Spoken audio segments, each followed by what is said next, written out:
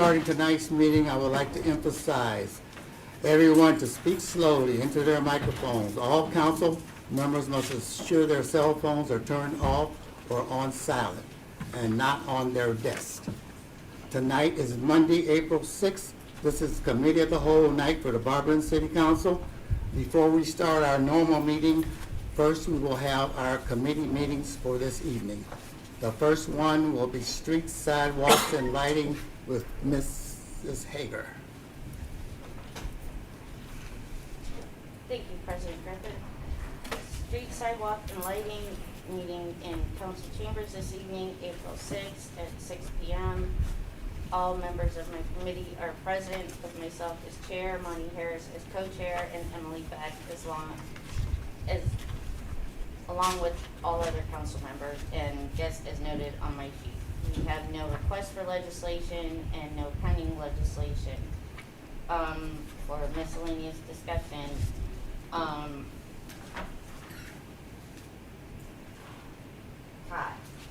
are the lights on 2nd Street? Are they working correctly now? Last report I got, they were functioning the way that they were supposed to. So yes. Great. They came in to look to explore the light strand that wasn't working. They put them on, it wasn't working, so they're waiting to see if it fails again, and if it fails, then they can troubleshoot. But with it working the way that it's supposed to, there's nothing else they can do. So it was playing magic tricks. All right, thank you. Any miscellaneous discussion from my committee? I'm not on Yes, Mr. Three. Harris. Can we have a pothole blitz, please? And cut off blitz for that? I will discuss with our manager. Please. Yep. Thank you. Yep. Absolutely. From Bobby? I wasn't gonna call it a blitz, but I basically have the same question. Because some of the cutouts are pretty gnarly with the giant gravel Okay. in them. And I know I've gotten some cones on ones in my ward, but I just wondered when we'd be going out with the weather improving. So, I mean, that's one of those things, you know, they try to dodge raindrops. It's a high weather, and I'm sure they will be out getting cutouts. I'll make sure to keep on. Thank you. Mr. Harris? Another quick thing, street sweeper. So it is in the shop being repaired right now, but, I mean, it's, they're working on getting it out on the road. Thank you. Yep. Mr. Moore? I have two. So street sweeping, is it going to continue being day this year? Yes. It'll be daytime. Okay, cool. Thank you. And second, do we have a street list for repavement yet? So we are working on, that will be finalized very soon. Oh. Thank you. Yep. Anyone else? For myself, Mr. Shreve, I guess there was a post on Facebook, but on Worcester Road, the news section, I guess there were reports of a lot of water and mud along the sides of the road. Do you know anything about that? I wasn't made aware. I wasn't aware of this newest issue, but generally speaking, we've been working with ODOT and Kenmore because there's some areas where there's lying water after a rain. It's not running to the inlet like it should. There's several spots, mostly on the south side of the street. One of them's in front of Fire Station 1. So we're aware of that. We're working with ODOT. They're aware of it, as is Kenmore. So I'm assuming it's associated with that. Okay. Anything miscellaneous from the gallery? Jen, I have one more. Oh, yeah. Sarah. Sorry. So the part of Rooster Road West, it's beyond Hudson Run, so it didn't get the complete reconstruction, but it got repaved. We had two breaks. One, I think they were looking for it, and then they quickly paved it. It never had a cutout phase because probably it's so traveled. So that's like sunk. Will they come back and bring it up a little? So I believe that is still full patch asphalt, and that will be finished with hot patch cold patch? So yes, so they'll dig it down 2 to 3 inches and then place hot patch in its place, so to make a permanent patch. Okay, thank you. Okay, if nothing else, do I have a motion to adjourn? Motion? A second? I'll second. And we are adjourned at 6:06. With that, I pass. Thank you, Mrs. Hager. Environmental Health and Social Services, Julie Miller. Thank you, Mr. President. Environmental Health and Social Services is called to order. All my committee is here. Brian Pullman, Dallas Moore, and it is 6:06 p.m. We are all in the council chambers. All my members of the committee are present, as myself and the chair, and Brian Portman, co-chair, and Dallas Moore and others as noted. We have no requests for legislation. We have no pending legislation. I open it for miscellaneous discussion for the committee. Is there any?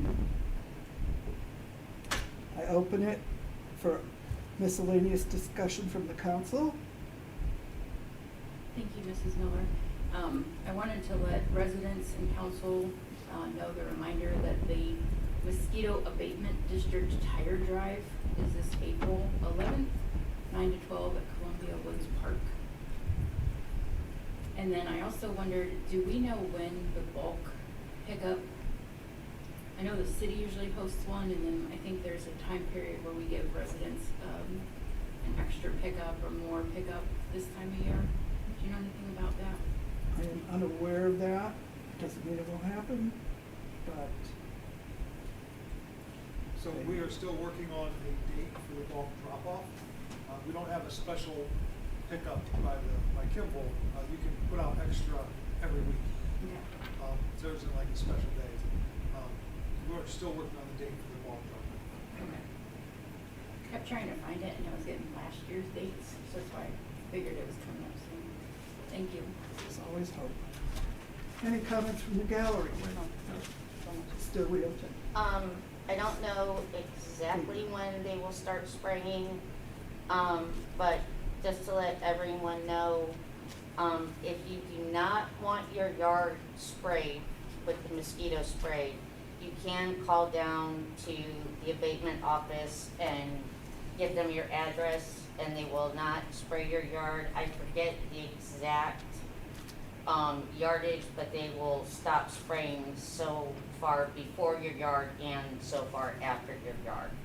So like if you have bees or flowers, you know, you're trying to get bees, you can call down, just give them their address and they won't spray. Thank you, Mrs. Hager. Anyone else? The gallery? Okay. Seeing none? Do I have a motion to adjourn? I'll make that motion. Do I have a second? I'll second. We are adjourned at 6:09 p.m.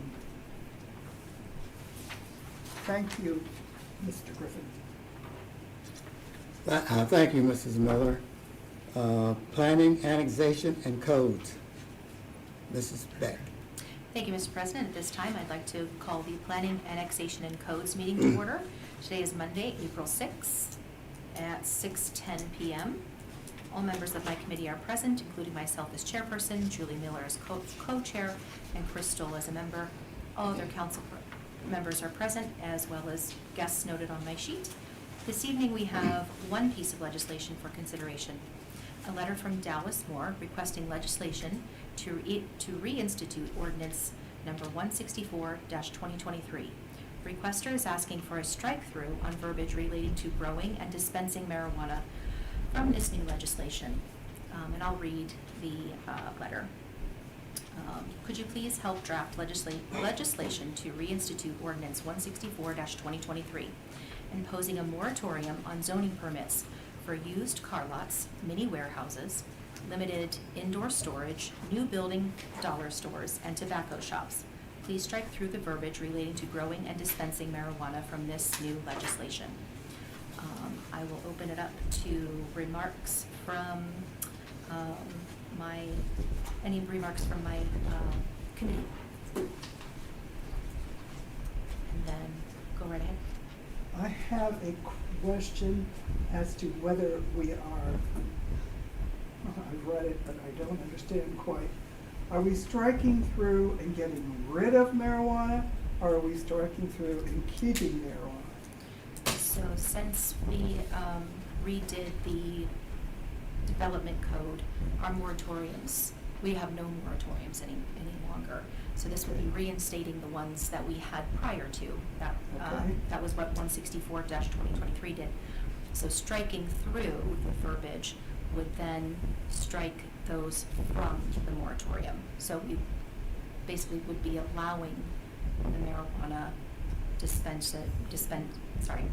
growing and dispensing, but not allowing the others that were covered under that 164. Thank you. That is what I thought, Mrs. Beck.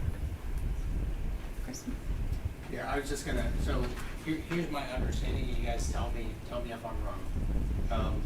So like you said, the original moratorium expired as soon as we got a new planning development code. Right. And so we're reinstituting it, but we're not including the marijuana language. But wouldn't these be covered under a different ordinance already anyhow? I'm not sure about that. I think Mr. Moore, you might want to talk a little bit about what brought this about for you, since you were the one that brought it forward.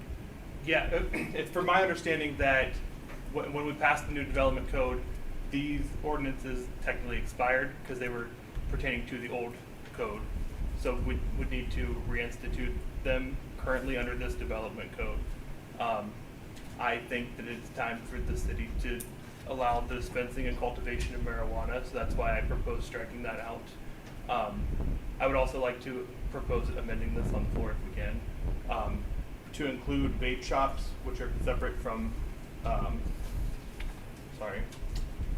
tobacco shops, and adding data centers in here. That was an ask from Planning Director Carr, just until they were able to get more verbiage into the development code.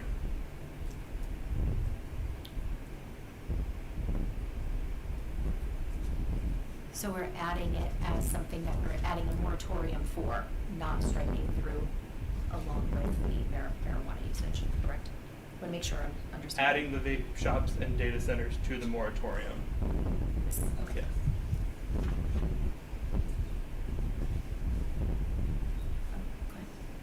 So I think I was just saying, I thought, and I could be wrong, that we had a different ordinance that also prohibited marijuana shops. So leaving it off here doesn't accomplish your goals enough. You would have to, I think there was something else that we had. Not Yes. Not to my understanding. Because I don't know. Not Is there? sure. Unless it's addressed in the development. What? There. Trying to make sense. And then my second question would be. Do you, sorry, Go ahead. do you know what that ordinance is? Or where did you hear this? To get more information. So, yeah, unfortunately, I when you first sent this out, I just did like my initial look. Yeah. And that's what I found. And I don't have it with me. Okay. So, but I can definitely. Somebody else probably knows better than I do. I'm unsure, so I might, Yeah, I Take a don't look know. and- I didn't want to debate it. I just wanted to mention that. No, sure, thank you. That's all. let me write this note really quick. Go ahead. Can I ask Law Director Miller, if there is another ordinance that was not allowing marijuana stores that we're not sure of, and would the new development code have fixed that as well? So if there is a prior ordinance, all we have to do is ask the council clerk to see if there's prior ordinances, Sure. and you can rescind that ordinance. Okay. Yeah. I just didn't know because, like, the This reinstating is this a one. zoning issue that you guys are talking about. That could be something totally different. We would Got have it. to deal with that. Okay, understood, thank you. All right, so, I'm gonna ask for, can I have a motion to, for the amendment portion of this, the vape shops and the data centers? I was gonna ask one more question. Oh, go ahead. My question was, do moratoriums have to have a timeline? Because the existing one had a timeline. Like the existing the moratorium that was there previously had an end date, like it ends when you get a new planning code. Or is it- That had an end date because we were in the midst of trying to do a development code. Yeah, That's why that had that. So, got it. you know, I can check with other communities. A lot of them have moratoriums for about the same similar things. Okay. They've just been enacted at rapid pace lately because no one's prepared for the data center issue. I would say that overall across the state, no one is like, oh, we don't want them under any circumstances. People are just all trying to figure it out. It just really hit everybody and no one was really informed. So, you know, a lot of them are saying we wouldn't hate it, but we need to put some parameters on it, where it's located, what it can have, all those kind of things. So we just need to, we don't have any time, we haven't figured that out either. So we're no different than anybody else across the state. Go ahead, Mr. Corbin. I guess I was thinking, with the data center, I was thinking, because we discussed this, we were thinking, we just needed more information before we were say we won't allow data centers. And that's why we did the moratorium rather So than. is that what amendments. just sort of, just puts a temporary, how? Indeed. So if someone would come to us and want a data center, would we look at it then? Okay. Or how does that? Here's what I would tell you. None of you know what you want to do with data centers. Neither does the planning department, the planning commission, the mayor, any other body in leadership. No one has enough information. So putting a moratorium just stops it. You can unstop it anytime, just like you're doing right now with the marijuana portion of the moratorium. So it's not permanent, so it's not worth it. Right, right. Yeah. I am not 100% certain, thank you, about the end date. But if you don't put an end date and we need an end date, you just come back and amend it. Okay. Mrs. Miller? What benefit are we going to get from having a marijuana grow and dispensing center? You can take that, Mr. Ward. Go ahead. Go ahead. Jobs, tax revenue. Akron got, I think they had 3, maybe 4, and then the last 2 years got $800,000. Currently, we are around all dry municipalities, I guess, except for the Kenmore area. And if we were to act first, we'd be getting tax revenue from all these other areas if we act first. Where would we be growing this marijuana? Currently, we don't have any plans set forth, exactly where, the particulars and things like that. We just visited a cultivation site this afternoon, a couple of us, and asked questions about revenue and jobs and things like that. So we're in the learning phase rather than, I think, the legislation phase right this moment. But, it's job creation and tax revenue. I think that, listen, the person best to answer this is our planning director. She can tell you Right. exactly where it could go, where it can't go, what are the parameters, all of those things. She's not here tonight. So I think that there's nothing wrong with calling for something, and then that's why you have to do reasons and don't declare it an emergency. Right. Yes.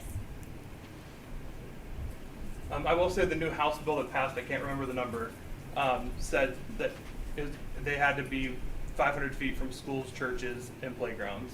And that was, which most municipalities already had into effect, and the state was mandating that. So, The development code is spell out zoning conditions, areas. There'll be certain areas of the city that are not zoned for that, they can't put it in there. I don't think we'd ever approve a zoning request to change it to another area that's not. But it spells out specifically in there by tables, what can go where, whether it be a car lot, a grocery store, a residence. But that's areas stayed the same as it is right now. It's very, very critical of where we put things. And I believe everything in there says certain things aren't within 5 liquor stores, yes, within 500 feet of schools. Right. And that would be looked at by us. In the very development close. code. Or And not the second thing for planning. the AI business, it's at the state level. They're looking at moratorium in the entire state. Just so you know. Right. Ms. Beck, are you just calling for this? There's no draft, or is there a draft if you're just asking for a first reading? I only have just the. Request. Just the request. Yeah, while I love a lot of debate, there isn't even an ordinance on the floor yet. Right. So we have a very full agenda that you guys are gonna be exhausted by if you don't. True. Thank you. So I think that I do want to hold this anyhow. I think that all of us have a lot of questions.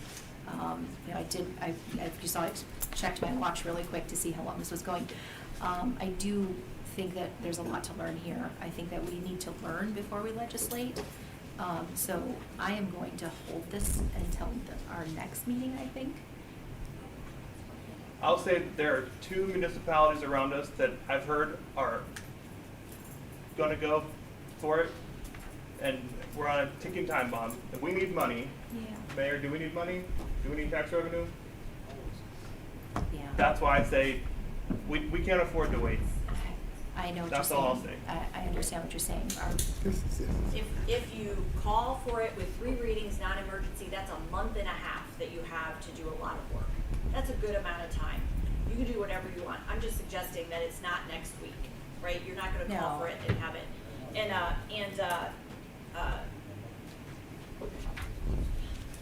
Lori, sorry, could not, the draft is out. So, she did draft it, but Okay. you're just calling for it. So you can, if you Yeah. call for it, 3 readings, non-emergency, you have a lot of time, so. Right. So I do want to ask for the amendment can I have a motion to add the vape shops and data centers to this? No, So moved. we would add it to, it would be added to, not stricken out. So moved. Okay, may I have a second? Second that. Okay. And a vote?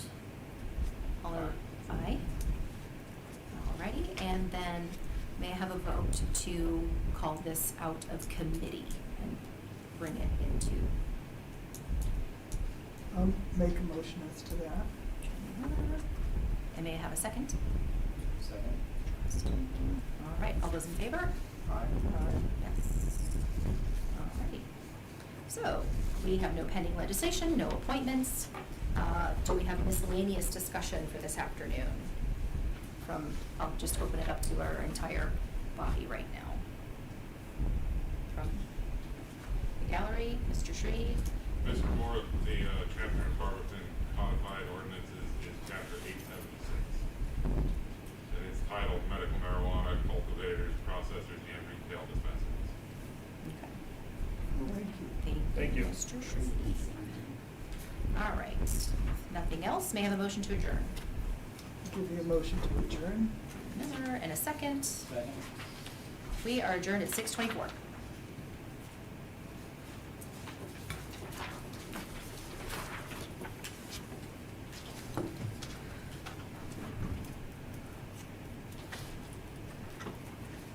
Oh, sorry, with that I pass, excuse me. Thank you, Mrs. Beck.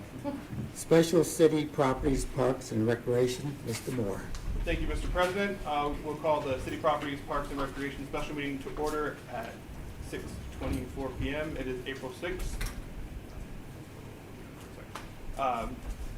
All my members are present, myself as chairman, Ms. Gearhart as co-chair, and Brian Foreman. All other members of council are present, and those on my sheet. The only thing we have to discuss tonight is an appointment to the Parks and Recreation Commission. Sarah Sabatiki for a term to begin immediately through December 31st, 2026. Resume and application is attached.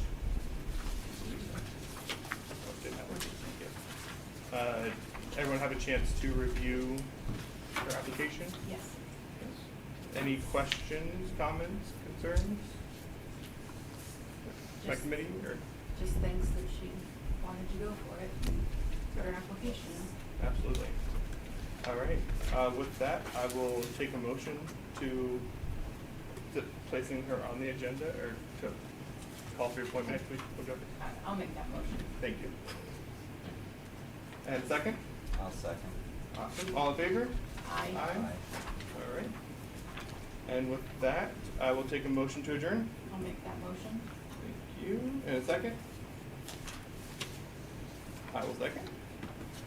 And we'll be dismissed at 6:26. Thank you, Mr. President. Thank you, Mr. Moore.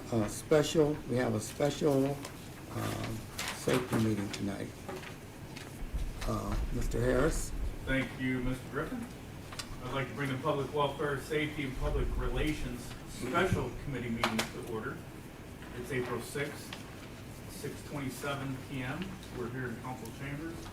All members of my committee are present, including myself as chair, Councilor Moore, co-chair, Councilor Gerhardt as a member, all other council members are present. Guests is noted on my sheet. The special safety committee meeting was called in regards to the tornado sirens that took, or didn't take place on 3/26, I think it was. I'll have to apologize because I was not in the area at this time. Based on the emails that I've read, there were some issues that took place at Swisscom, which is our Southwest Communications dispatch center. They're the ones that set off our sirens. There was a radio gateway that was on order and had not been delivered yet. I do know, based on some investigating, that Swisscog, which is our Southwest Council of Government that handles everything, they notified both cities on March 11th that the sirens were not in service. Since then, the city has apologized. They sent out a letter. Let's see, what else? There was a Nixle sent out on 3/26, which, if you guys are not aware of what Nixle does or is, you can go on Nixle.com. It explains everything, how Nixle should be used. I think on 4/4, we got an email saying that all the sirens were working. I know they, Saturday at noon, all the sirens were working. Chief Polachek has graciously offered some information to us here, and he's gonna give us a short presentation. Well, Also, fourscore 7 years ago. hang on 1 second, Keisha. He did put out a press release on April 1st that gives the locations of all the tornado sirens in the city. There's one here in the city, on top of the city building, Fairland and Eastern Road, Birch Street, North Way, Shannon and Hillsdale, Austin Drive, and Fifth. Now, for some of the people who have been around town for a long time, there's one at McCafferty Park that does not work anymore and no longer exists. Is that correct? Has it been taken down yet? It has not been taken. It's in the process of being removed, but it's not functioned in 10 years? A long time. Yeah, a long time. When they revamped the system, and I'll get to that in a second, that was taken out of the mix, and it was supposed to be taken down a long time ago. So, real quick, I wanted to get some information to you, some education, when this all came up. So I handed out some other information, which has got some facts, some research, and I'll touch on some of that as I go through my little presentation as well. So, the location of the system, like Monty said, it's at Swisscom, which is at the Norton Fire Station basement, and that's where they control, and then there's another building outside. So they trip a radio, trip the alarm, it sends a signal to the other system radio, and then that sends out a signal to the other radios located at each where the sirens are, which alerts the systems, okay? So how it functions, there's manually where they can just flip the switch, okay? And the system can be operated, or the National Weather Service will trip it, which that's what they're working on right now. When they upgraded all the new consoles in dispatch, the radio frequencies, the new frequencies didn't talk with the old frequencies, they had to tweak them, this, that, and the other, and we had to get another switch to tie them together. So they can manually trip it right now at any time they want, but the automatic one from the National Weather Service, they can come in and trip it, and they don't tell anybody, they just do it. So sometimes a tornado will be in northern Hudson. Well, because it says Summit County, they trip everybody in Summit County. So it's one of those things, okay? So right now it does function, but it functions on a manual system. Go ahead. So how to be alerted? Realize that this is just part of the system, okay? Number one, your cell phones, which are huge. That's I'll get into this in a little bit, but it's a built-in alert system. You check with your provider. That's the big one. Check with your provider. We mentioned Nixle. You text your zip code to 888-777. Once you do that, you should be receiving any Nixle alerts. But you also need to check with your cell carrier if they don't come through. They might be marked as spam. You got to get that figured out. Okay? We do not use reverse 911 for tornadoes. That's actually not permitted by law to be used in a weather emergency. That's for other reasons. Also, television, radio, home car, outdoor alerts, which is what we're talking about right now. Your NOAA radios, which are basically your channels that are your little radios, like I have one. Well, actually, my son now has it. It disappeared. But it went on every camping trip with me for 30 years. And then, of course, social media. Okay, so there's 5 sirens, like we said. The city building right here above us, and when it goes off, the people in the city can really hear it, or the city building can hear it. That was built in the 90s, roughly, as well as Shannon Avenue and Austin Estates. That's when those were kind of tweaked. In the 2000s, Fairland and Eastern, and Burt and Northway. And again, the obsolete one is at McCafferty Park, and we're in the process of getting that removed. So we have the Emergency Alert System and the National Oceanic and Atmospheric Administration. Those are your 2 weather alerting entities in the federal government and across the United States. So the EAS has a message delivery system, and that's your cable TV, broadcast TV, AM, FM, mobile phone, okay? And that's where you get the alerts across the bottom, the ribbons, and the sounds and all that stuff. And NOAA is, again, a separate radio just for weather alerts. And they used to sit on people's desks, and they would trip off, and you'd hit the button, and it would broadcast what it is, and it would say NOAA radio, and now text, blah, blah, blah. Okay? So that part of that. But that's a specific channel. Under IPAWS, which is the Integrated Public Alert and Warning System. So again, a lot of letters in the alphabets that make it more convoluted. EAS, and what you hear when EAS goes is you'll hear a screeching or a beeping. There'll be a header, what the alert is, a message, and then short bursts at the end of the message. WTAM 1100 AM and 105.7 FM are not the exclusive ones, but the ones that they make sure they go out on. Okay, and when I was into broadcasting, the station manager would come and goes, time to do an EAS broadcast. And we're like, okay. And we physically, at that time, you had to trip the thing, switch it, pull some wires, and this, that, and the other. And if you didn't do it right, you got a big stern talking to. So you learn really quick how to work EAS and all that stuff, and it was pretty interesting how to do it. Of course, that's old technology. It's a lot different now. Okay. No, again, a designated channel. They also use them for amber alerts, civil emergencies, fire, evacuation orders, and other hazards sourced from the SEC Emergency Alert System. And again, it's usually a standalone radio. Some facts which are going to be hard to read. I'll give you 1 second. Basically, realize that, there we go. Tornado, question, frequently asked questions. Can tornado sirens be heard indoors? Tornado sirens are designed to be heard outdoors. They're not always to be heard clearly indoors, especially in well-insulated buildings or during loud ambient noise. It is important to have alternative methods to receiving weather alerts, and such as a weather radio or a smartphone app. The systems were designed back in the day for people outside. Everybody was outside, farmers working in the field. Although the old school farmers could tell you to be out before a tornado hit, they could just tell by the weather things changing. So again, part of that system's been still being used, but they have expanded it with cell phones and with other communications. How far can a tornado siren be heard? The range varies depending on several factors.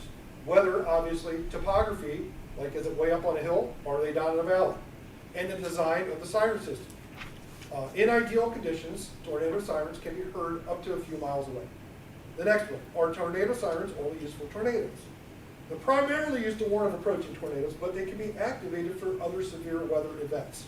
such as thunderstorms or high winds, the activation of the sirens depends on the policies and protocols of local authorities. And final thoughts. Tornado sirens play a crucial role in alerting communities to the presence of dangerous weather conditions, specifically tornadoes. When you hear a tornado siren, it's important to immediately take action and seek shelter in a safe location. By being prepared, staying informed, and following instructions of local authorities, you can enhance your safety during severe weather events. Remember, it's better to take the weather seriously and seek shelter than to risk your life and the lives of others. Now, we'll go through the other thing. There's two big things that people always get confused on. What is a watch and what is a warning? A watch, tornado watch, be prepared. Tornadoes are possible and near the area. That means you're watching out for them. A warning means there's one been sighted and that they're by the weather radar and you are in immediate danger of life and property. So warnings are more to be heeded than the watches. That's the big thing people get confused. Well, what do I do? So that's what we want to do. Okay. In a tornado emergency, immediately seek shelter immediately. It's issued when a violent tornado has touched down in the watch area. There is significant threat or severe threat to human life and property with catastrophic damage confirmed. Immediately seek refuge in the safest location possible. It says call your friends and families who are within a watch area to ensure they are aware of the situation. If you see a tornado approaching, do not attempt to outrun it in a vehicle. Shelter in place. Once safe, be sure to monitor your local forecast to the update. And a quick side note, drive down the expressway coming over from DC. We're on Route 80 coming across Pennsylvania, and across the radio it said pull over immediately. There's a tornado within 3 miles of you, and everybody on the highway had to pull over. And you want to talk about being petrified. But it came across the radio, and it was blowing up our cell phones at the same time. So we were in the middle of Pennsylvania and got the alerts. Okay, can you hear?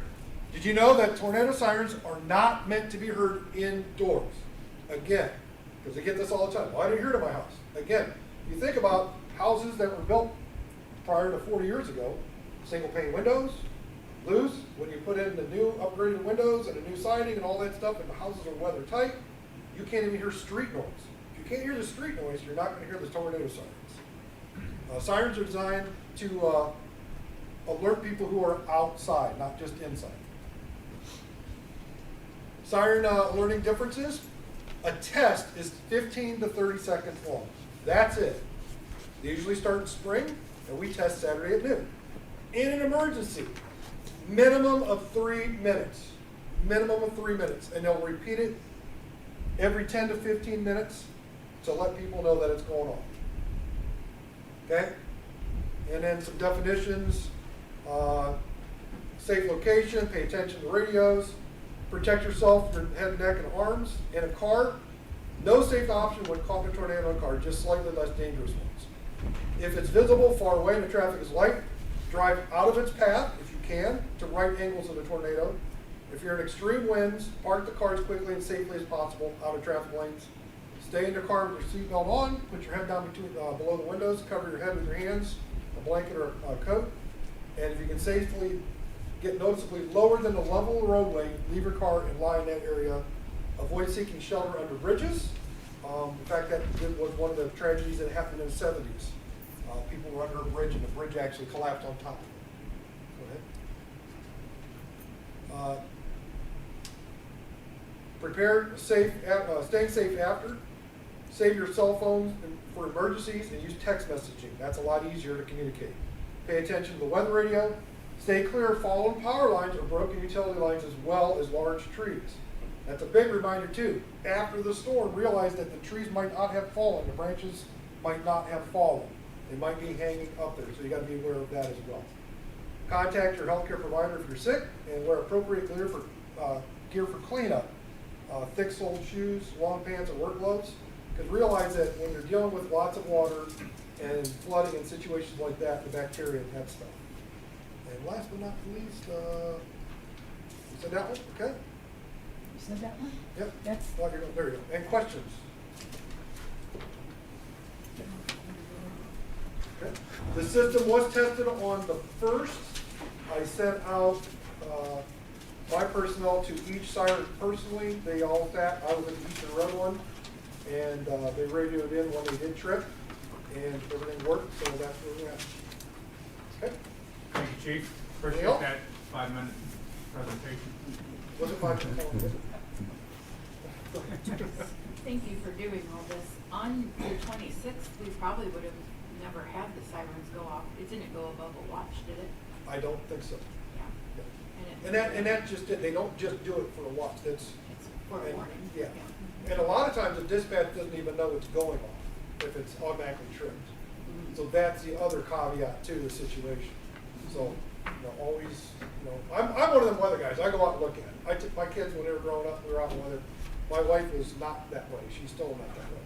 But, love the amateur weather, all that stuff, and with the scouting and being out camping, you pay a lot more attention to stuff when you've got nowhere to go, or try to figure out, hey, we're going into that ravine, stay away from the trees, this, that, and the other. So, kind of be vigilant, be weather, and we're entering the storm systems.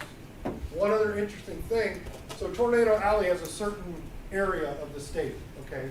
And it used to be Columbus was like the line, and what they're saying with the way weather changes and wind patterns are changing, it's now moving up and it's getting closer to Route 30 as the line. So from Route 30 south, but it's a little bit farther south, closer to 250, but they're seeing it slowly creep and change over a 20-year period.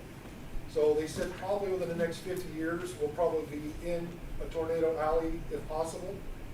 So in anticipation of that, the building codes for the state of Ohio has changed how, when you put in new roofs, how to sustain and maintain over a 7-mile-an-hour wind. So out of that kind of stuff comes building code change and items like that. So they're predicting that kind of stuff. Okay? Fascinating. All right. Thank Thank you very much. Thank you. Any other questions? Do you have something there? It's not like a question. I think the only thing that we landed on is just, it would have been better if we would have alerted residents that these weren't working prior to the storm hitting. I just think the timing of it is what wasn't done well. I guess what I'd like to know is why is the disconnect between, what was it, March 11th when Swisscog notified everybody? And the March 26th. I mean, there's 15 days there that Swisscog told us, but nobody here or even in the city of Norton evidently told anybody. So, Councilor Moore, you have a question? More of a statement. I want to thank Director Eisman for reaching back out to me quickly on the 26th. My dates are all messed up.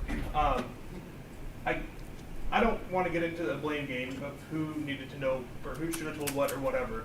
It's more so like have we figured out how to be proactive in the situations of communicating to the citizens the things that they need to know. Chief just put up there on Nixle. Are we going to prioritize using Nixle as a resource now moving forward and more? Because I think I've gotten more Nixle responses in the last, or posts in the last week than I have in like 3-4 years of living here, honestly. So it's more just like moving forward, do we have like some more of the communication down to the community when it's necessary? Because I feel like this was a big failure of communication that should have been notified. I don't know if there's any. Anything else from council members? Anything from the gallery? Okay, can I get a motion to adjourn it? One question, Yes, ma'am. well, I feel like he ended in a question. How are we gonna fix the communication? Do we wanna come back to this next week and talk about it? It's out of my hands. One of the directors, the mayor, chief, if you guys want to comment on his question, I can. Or Mrs. Miller? Sure. So there was an internal meeting, and what happened was this. My memory is I am elderly now. Chief Baldwin was always responsible for the sirens. I can remember very vividly him discussing that. Well, we've had Chief Pursley and Chief Iono, and now we have Chief Polachek. And I just think maybe something might have gotten confused at some point. So at this meeting, what was clear is that the responsibility for tornado sirens and whatever decisions are made through about tornado sirens will rest with Chief Polachek, as he is the most knowledgeable, and that department is kind of who we look towards for natural disaster issues, right? We all feel like they're the ones that have the expertise in that area. And NIMS, and that's NIMS, right? NIMS. And NIMS. If you all know about NIMS, that's also in the purview of the fire department, so it just seemed natural for that to happen. Mr. Moore. That's not for you. Oh. Councilman Moore? Thank you, Thank you, Lisa. Ms. Moore. Yeah, I will thank and commend the city for putting out the apology. I think that was great. And thank you, Law Director, for explaining the internal meeting that happened. Any further comments or questions? Chief Polachek, you are in charge of the sirens now. Can I get a motion to adjourn, please? I'll make that motion. Can I get a second? I'll make that second. We are adjourned at 6:47 PM. And with that, I pass, Mr. President. Thank you, Mr. Harris. Finance and Personnel, Brian Foreman. Thank you, Mr. President. I would like to call to order the Finance and Personnel meeting to order. It is Monday, April 6th. It is 6:47 PM. We're at the council chambers. Myself as chairperson, Brian Foreman, Crystal as co-chair, and Monty Harris. All other council members are present, and those others noted. We have a request for legislation, a letter from Lisa Miller, Law Director, requesting legislation to enter into contract with Direct Indictment Program of Summit County in the amount of $19,000, emergency wording, and one reading requested.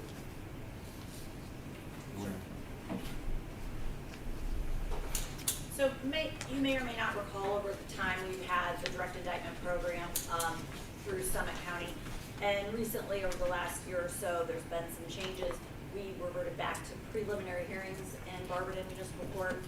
And through the efforts of Elliot Kokovich, Summit County prosecutor, he's worked really hard to try to get a balanced charge, I mean financial charge, for cases.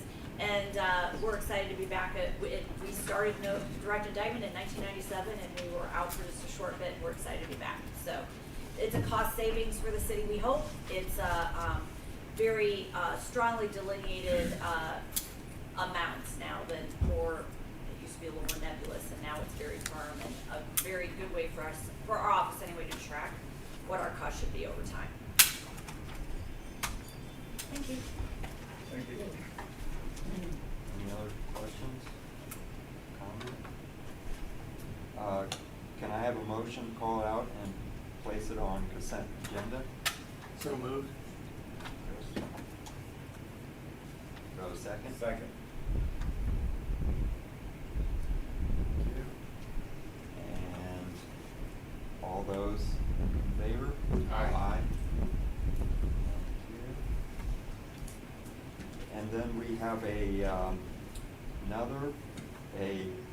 letter from Todd Tree, Service Director, requesting legislation to pay an invoice for Port Petroleum for fuel delivery in the amount of $221,502.73. Emergency wording requested.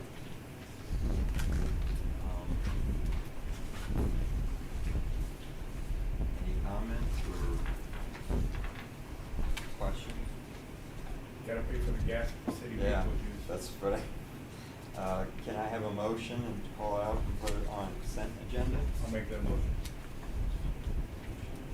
Do I have a second? Second. And all those in favor? Aye. Aye. Thank you. And then our last, we have an appointment to the Barberton Tax Appeals Board, Terry Dyer. for a term beginning immediately through 12/31/2028. Did everyone see the resume, and Yes. is there any comments or? No. Okay. Just the same for putting your application for the job. Okay, can I have a motion to call it out and place it on, oh, okay, I'm just putting this on the agenda. I'll make that motion. Motion, do I have a second? Second? Thank you, and those, vote for? Aye. Thank you. Is there any other miscellaneous discussion? Council? Gallery? Oh, So Chair, I'd like to request at this point in time, so the last time that we brought the group in to talk about the city building, we had property, parks and recreation. It was a second Monday. If we can during finance, if we could allow Hazenstaub and Higley to present, just in respect to their time, if that's okay. yeah, They charge for that. that's fine. You should let Okay, them. thank you. Okay.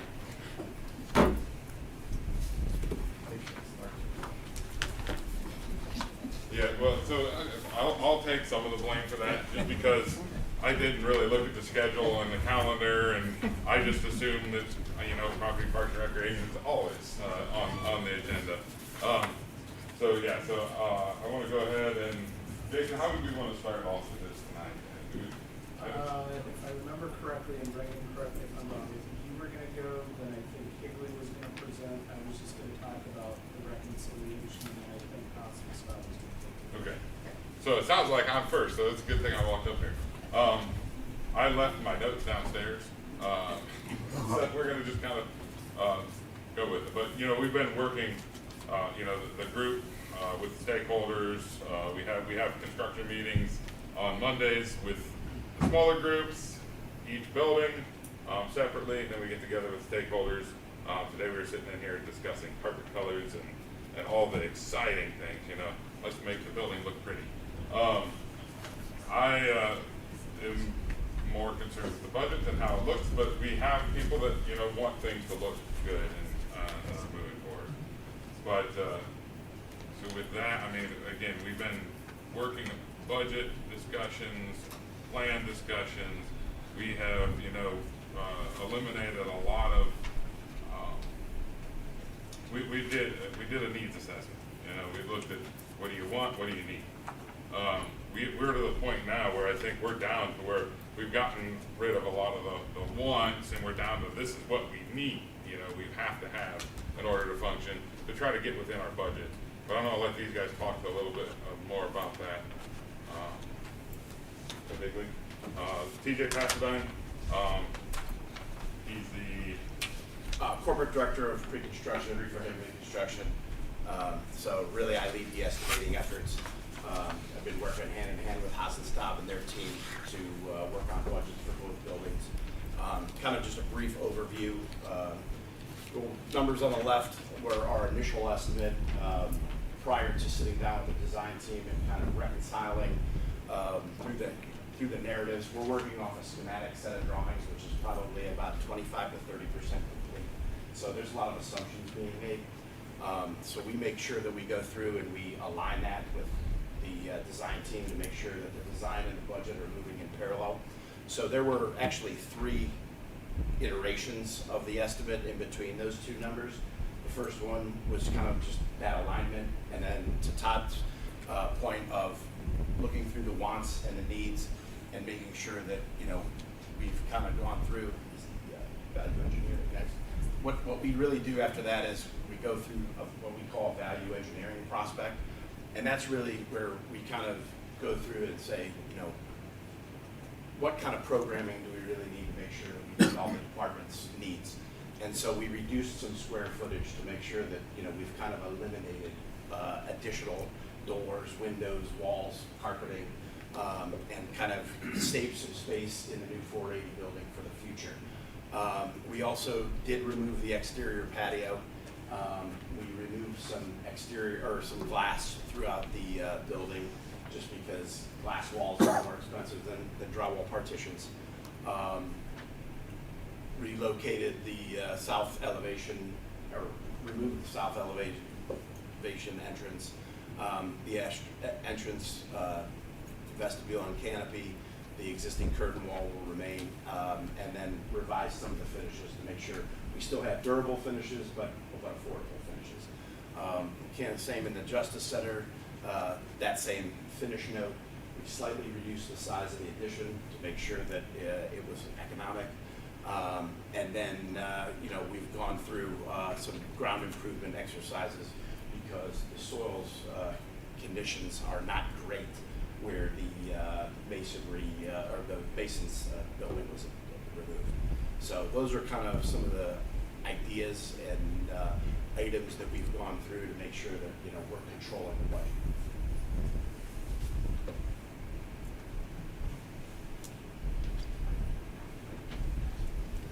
Room up here. Jason Dodson with Russell and Andrews, and I'm not sure that that's all that helpful.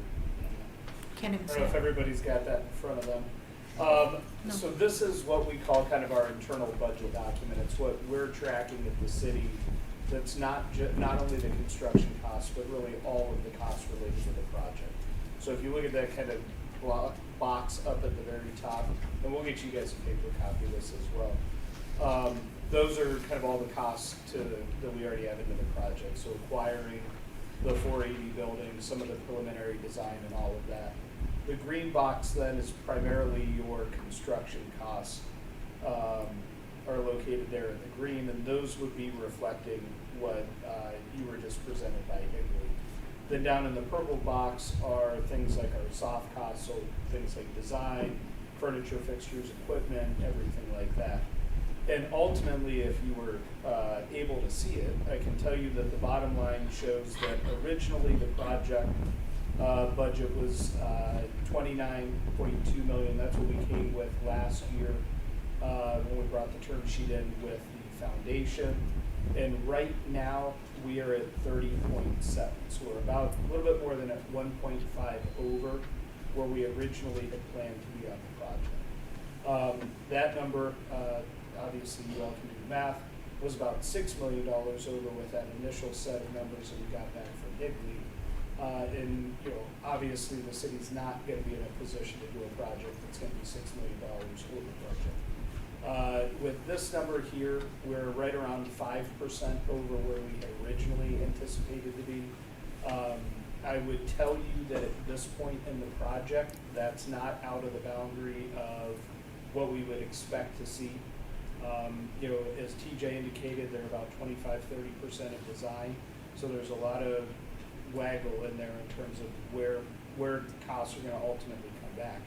Typically, you're going to be able to narrow that gap, that $1.5 million between now and when the project would get more fully designed. Now, that would be under normal circumstances. I have no clue what's going to happen in the Middle East and how that's going to impact gas prices and things like that.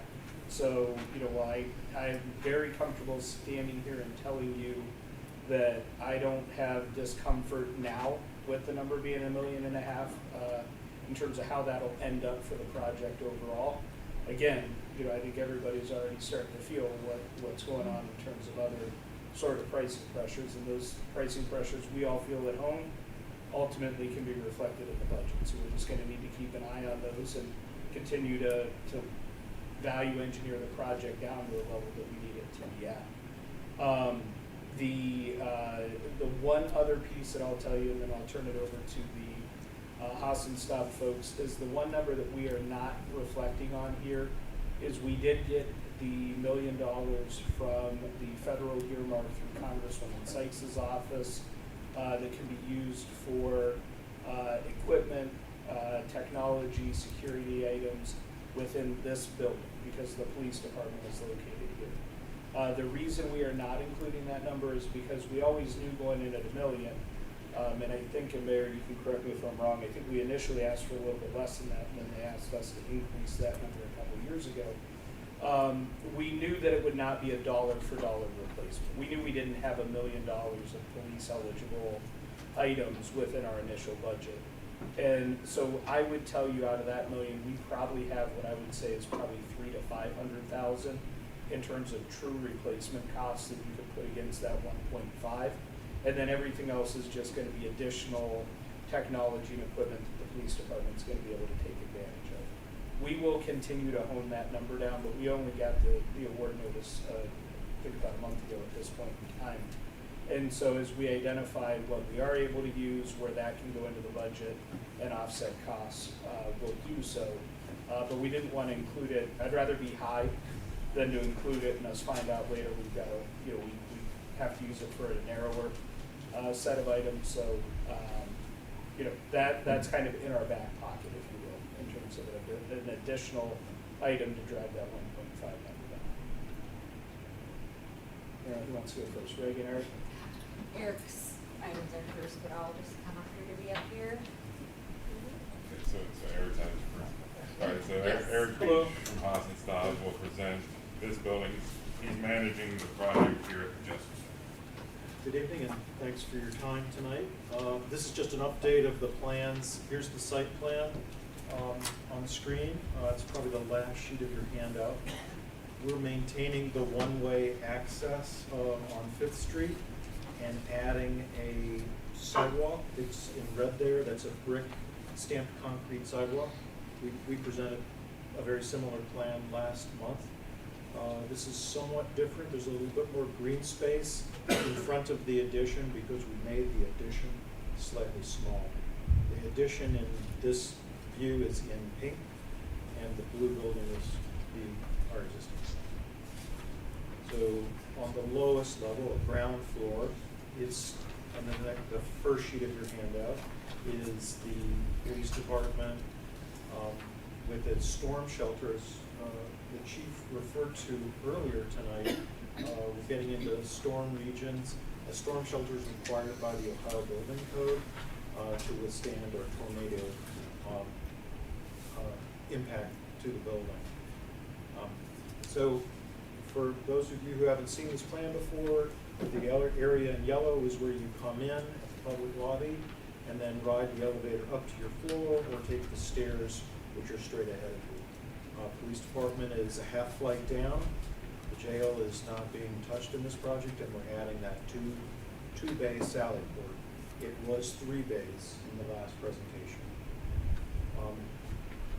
On the first level above the ground floor, there is some additional police department detective areas out where the existing building department is, and the remaining police department offices, whereas in light green, it's clearly shown there, is the law department. That's taking in the mayor's office area right there. So the areas in white above and below that were public lobby. Those are just rooms. So on the second level, similar situation. You come out of the elevator and follow that yellow path to your courtroom or to your court offices with the clerk reports there. And we have the 2 courtrooms. Both are existing, but they're renovated for the 21st century use courtroom. And then at the top floor, through floor, we're taking what's in the planning and zoning department and converting that to a courtroom and 2 offices for a judge or magistrate. The addition on the right side of the image there is a new jury room, public defenders at the lavender. I guess that's what that color is. And that is everything on justice. Are there any questions? How much did we cut down the addition? We pulled about 4 feet out of the front center area. Let's go square footage. Square footage wise, about 1,200, 1,300 square feet, not a whole lot, but on the front addition, it goes up in several levels. So we had to reconfigure some of those offices, the public defenders and the probation offices, to fit sort of a reduced square footage. And we did that with the help of working with the departments and with the department heads and with Bob provided, for example. Was that based on for cost or like this, you said it's a soil issue?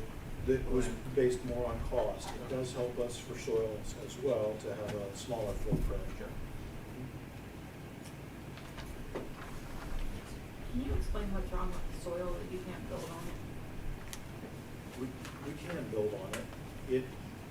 Has a low soil bearing pressure. So imagine building on mud and your building might sink down. And you don't have that situation here, but we need to build, we need to drill, to clarify, drill holes in the ground, fill those with a fill material, like a rock or stone, and then build the building on top of that. We extend those footings down so that they hit some solid strata of the earth. That's my basic summary of what a geotechnical engineer determined for this project. We can make the geotechnical report available, but it was their recommendation that we needed to strengthen the soil. Yeah, for stability purposes. Do you have to strengthen it under the parking lot? We will be, I didn't mention this, we'll be resurfacing and restriping the parking area. I meant the new parking area, because there's new parking over where the Masonic Temple was, right? Yeah, the main drop-off is pretty much in front of where the Masonic Lodge was, whereas the existing parking lot where the police are is almost the same. We reduced the number of, there are 3 curb cuts onto 5th Street currently, and we reduced that to 2, which is partly for safety and also helps to isolate the staff parking areas from the public parking areas. How many floors up does the addition go? The same height as this building is currently, so 4 floors if you include that basement, or the ground floor where the police is. Yes.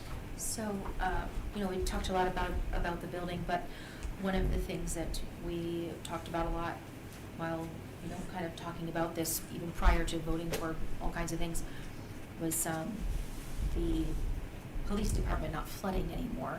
I haven't really heard a lot about the plan to make sure that doesn't happen anymore. The police department Not flooding. Oh. I haven't really heard anything more about what we're doing about that. Okay, thank you for bringing that up. I didn't mention that when we're reviewing the site plan. That's been something we've been aware of since day one.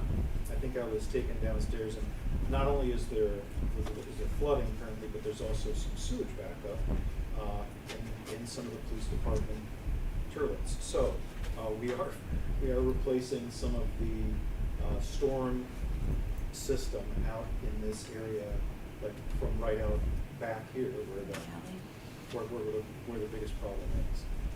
So we're not adding any underground storage, but we're providing larger size piping to help store that, and larger catch basins to collect the water, hold it, then release it to the rest of the storm system. It doesn't go to Lake Anne, by the way. Mr. Giudice said it would involve regrading the back parking lot also. Is that still the case? There are site improvements that are going to be done with the construction.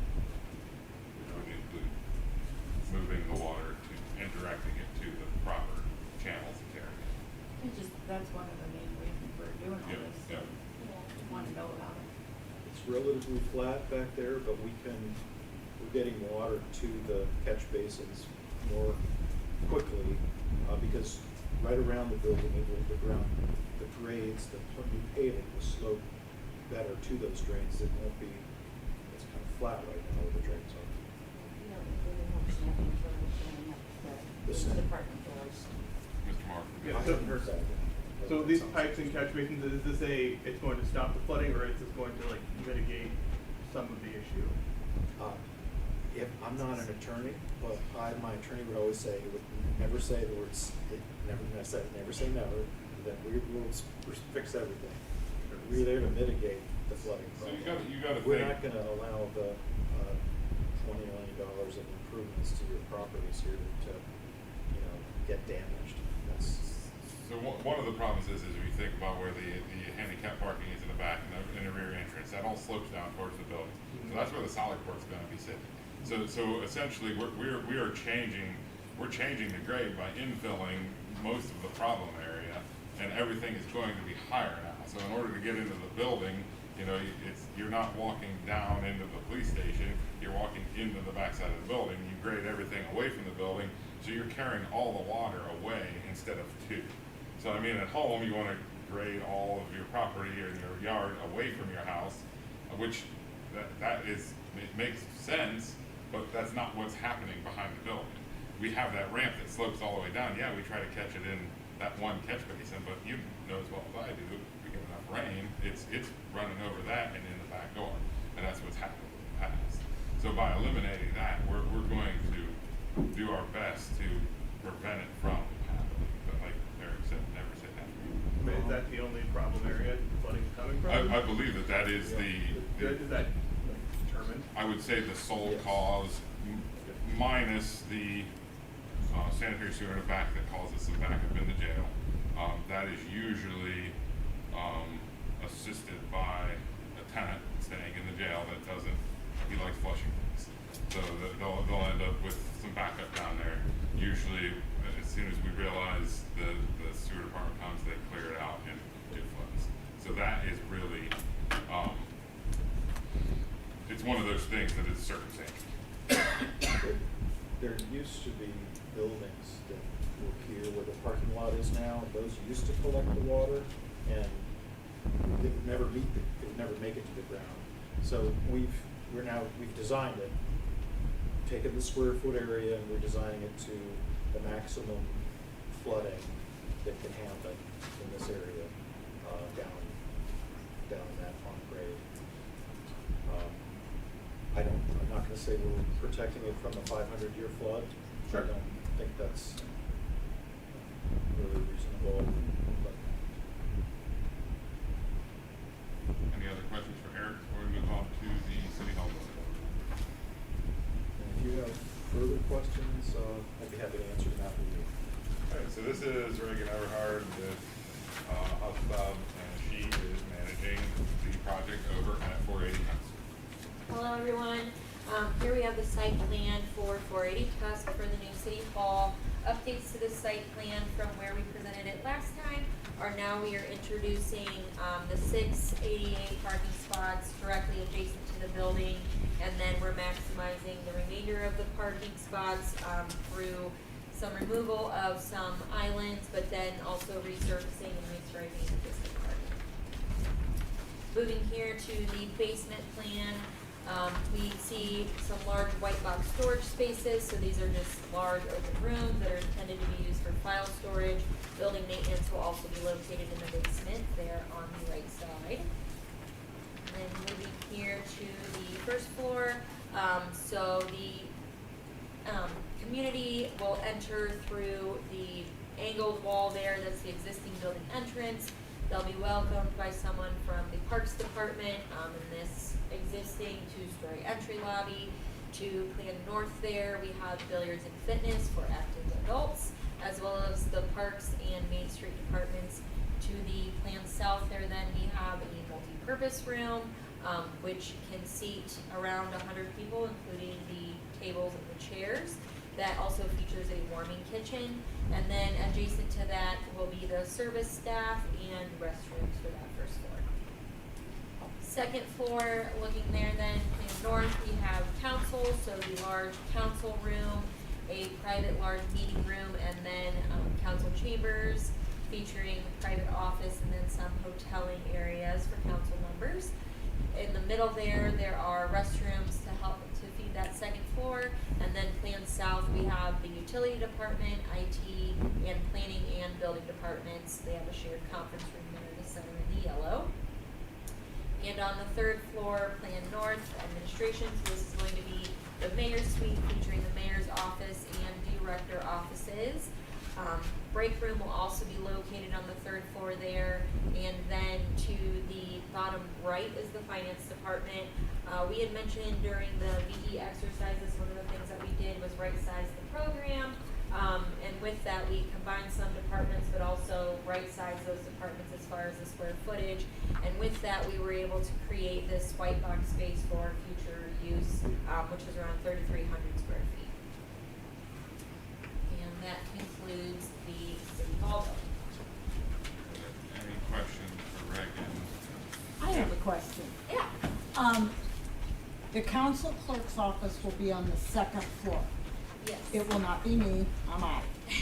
Now, but there needs to be a fire safe, because the correct title of the city council clerk is the keeper of the records of the city of Barberton. In the office where I sit now, there is a safe where I have records going back to O.C. Barber paid his property taxes or some tax. They're that old. They're historical documents that need to be preserved and protected. Is there a fire safe, something easily accessible? I spend a good portion of my day, I don't know, Todd may say, hey Lori, did we ever do an ordinance on? And I will search it, and then I have to go to the records and look through the old stuff and find it. Is there going to be a fire safe room to hold these records accessible? The ordinances, resolutions, and all that from city council. I know there's a safe on the first floor. I just don't know where it's gonna be. Hold on a second. There's no requirement that we keep the original. So many documents we're paying people to scan them in, and so, you know, there are plenty, the clerk of courts, all of her documents are permanent, they're sitting in Wygant building. So I'm not sure where the idea is they have to have a fire safe. That's what everybody kept telling me, that we need a fire safe. Oh God, it was like Justin and I don't prior know. Well, people. we talked about, you know, no, that's not true. We don't need it. It has to be kept, and we can figure out ways to keep them. Okay. Okay. Any other questions? Yes, Mr. Foreman? The only question I have is, because I know with the active adults, there's a lot of them, you know, they say, you know, there's handicap parking there. Yes. Because I noticed this entrance by the multi-purpose, would that really be more accessible for the handicapped people, or? So the intention is that that entrance is just going to be exit only, and that's required by code just to the amount of people in the multi-purpose room. There will be an ADA accessible sidewalk to get those visitors to the front door, but they would be entering through the front door. Okay, so they'd have to go around the front Yes. door. Okay. Yeah. 'Cause I know someone would really have problems with that, 'cause they're saying, oh, they're always carrying in stuff for, you know, like crock pots and stuff like that for their meals and stuff like Yes, that. we did look at, you know, options of where else the ADA parking could be placed. However, with the existing site and the grading that we need to achieve the proper slopes and being mindful of the budget, placing them to the south of the building made the most sense. I think you had your hand up earlier. So you wanna go first, or you wanna let them? Mr. Moore. Go ahead, Mr. Moore. This is Mayor. I'd asked if you presented like potentially keeping parks where they were at and just moving the third floor to the first floor. Was that ever spoken about in the last few weeks when we talked We to talked save about money? it internally, and it doesn't really save all that much money, like, obviously there's enough room to have the Parks and Rec department and senior center in the same building. So it wouldn't really save all that much money, really, to keep them out of that. Having everyone in one area does the residents. But looking, Yes, Ms. Garrett. just going off of what Mr. Moore just asked about, the senior center doesn't have bathrooms or a room that they can just be in. According to this, it's billiards and fitness, and then the parks offices. versus like right now, I mean, they host meals and they play cards and they have like a great room in a way. So none of that's here. And then would Main Street come here? Cause they're not a city, they're not a government, they're not part of us. And did they agree to have an office in there? We threw that out to them. They don't have to go there. There's a way to kind of cut their expenses. As they would be a part of the building, kind of a one-stop shop for businesses, building planning, Main Street, etc. The multi-purpose room, and there is a warming kitchen area like the senior center has or active adult center has now. So they would have that to the west of the multi-purpose room. So the multi-purpose room is for the senior center? Really for anyone that needs to use it, but obviously during the day, that's when they're the busiest, so they can have their events in there. And then the parking is all the way on the back side of the building, so the seniors would have to come all the way around. Am I following that correctly? Parking's on the south and the east side of the building. To the west side of the building, Second Street going northbound, there is 2 lanes. So we have discussed, and it's not represented here, but we have discussed making 1 lane angled parking if able to do that. And then there's also that surface parking lot, lot 7, to the northwest, that we utilized. Yes, Mr. Moore. I'm just speaking for the parks. I had a really deep conversation with them about it, and they are really not in favor of this. I think we know that. Is there define service staff? Like, what is the service staff? That would be more of utility clerks. Okay. So again, first floor is as easy as possible for residents to get in and access whatever they need to do. So service staff, you go in there, you pay your utility bill, you can get your building permit, you can get your zoning permit, Okay. etc. So can we get the billiards and fitness room to at least be over there, so that way parks can have an entire area instead of having to split and be in an open space walking back and forth? Because I think their biggest issue was, so people currently in their community room will continue and just walk over to the billiards guys and kind of chat and just get the coffee. When you have it right here, you're walking in to an open space that's also open to the second and third floor, or just the second floor. But if they're playing music, I've been told they like to play music and have like dance parties, like sometimes in the middle of the day. The people on the second floor are going to want to hear that, and I can see that becoming an issue and having problems like that. So I would like, if this has to be the plan, I would like to see billiards and fitness take over the service staff space, if that can be possibly done. So, Mr. Moore, one of the reasons why the service staff is there is because there's a drive-up window. So the drive-up window is one of those where you're coming to pay a utility bill. It's 2026. I understand Who's that. paying? I do. I go to the bank to give a physical check because the digital thing won't work. And if I respect it.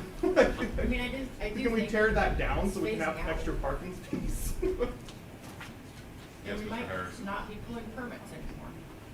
Well, there's still gonna be, right-of-way permits, zoning permits, fence, shed, I those just kinds of mean things. I probably would decline that you don't need the Oh. drive up. Okay, can we extend the pipe to the fitness area? Vacuum pipe? Like, Yes, Mr. Harrison. I want to jump back to Ms. Gearhart's comment about the bathrooms. There's one set of bathrooms on the first floor? And we got like 20 on the third floor? So they are right size per code for the plumbing fixtures required for the occupants. I'm just thinking that the majority of the people that are gonna be in this building are gonna be on the first floor. Right. That's my concern is, say you have 10 people in the active adult center, and then you have all their employees, plus you have service staff, and you have 2 bathrooms. So there is a private restroom in the service staff area. So there is one restroom in there. That's service staff. By the stairwell? Yeah, they should be able to utilize that. And that'll have a privacy indicator on the door, so when it's occupied. But I hear you.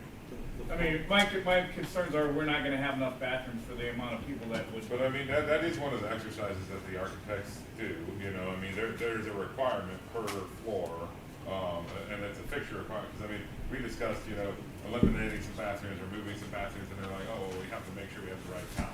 Well, I don't know what that count is, but I mean, that's, I do know. I'm it's a looking thing. at the first floor, and then I look at the third floor, and there's 1, 2, 3, 4, 5, 6 bathrooms, it looks like. If I'm looking at it correctly, and that's what I'm picking up on the diagram. Yes, there's 6 fixtures, yes. Okay. And It just doesn't make any sense to me. I mean, at the most, maybe 4.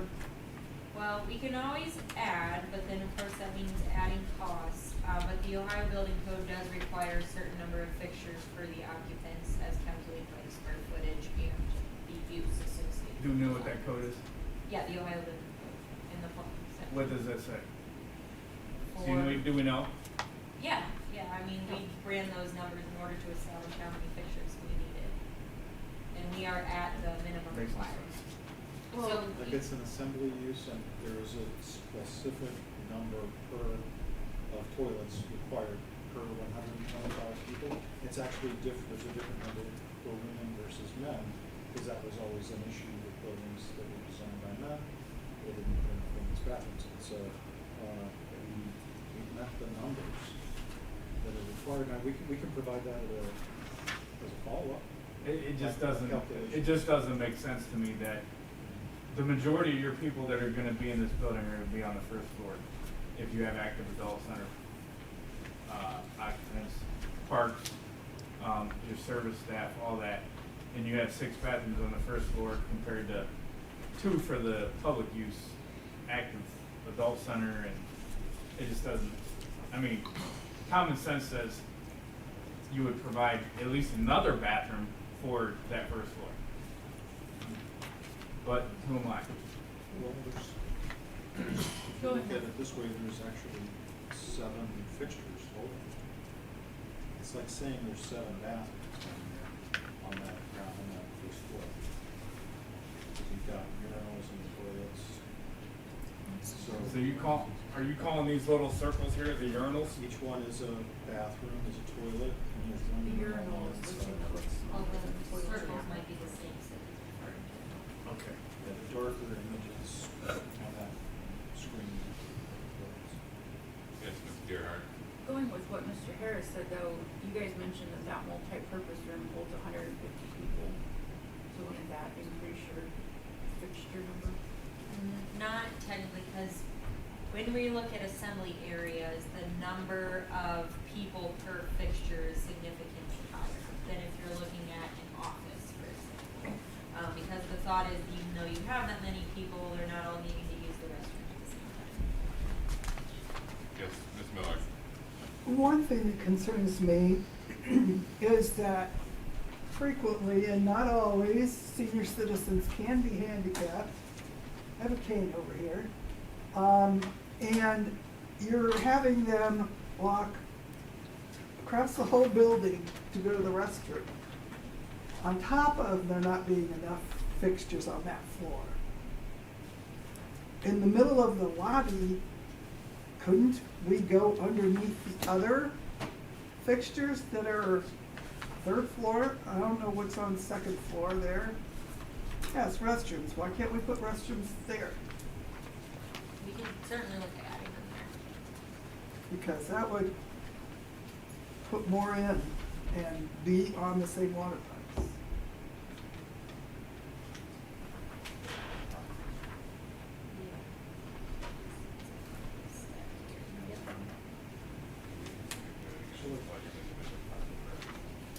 Yeah. Yes, so originally that space and what's in the building right now is a stair that leads to the basement, which is why that wasn't proposed prior to. But with that condition, we introduced an atrium condition, which has a whole lot of other requirements.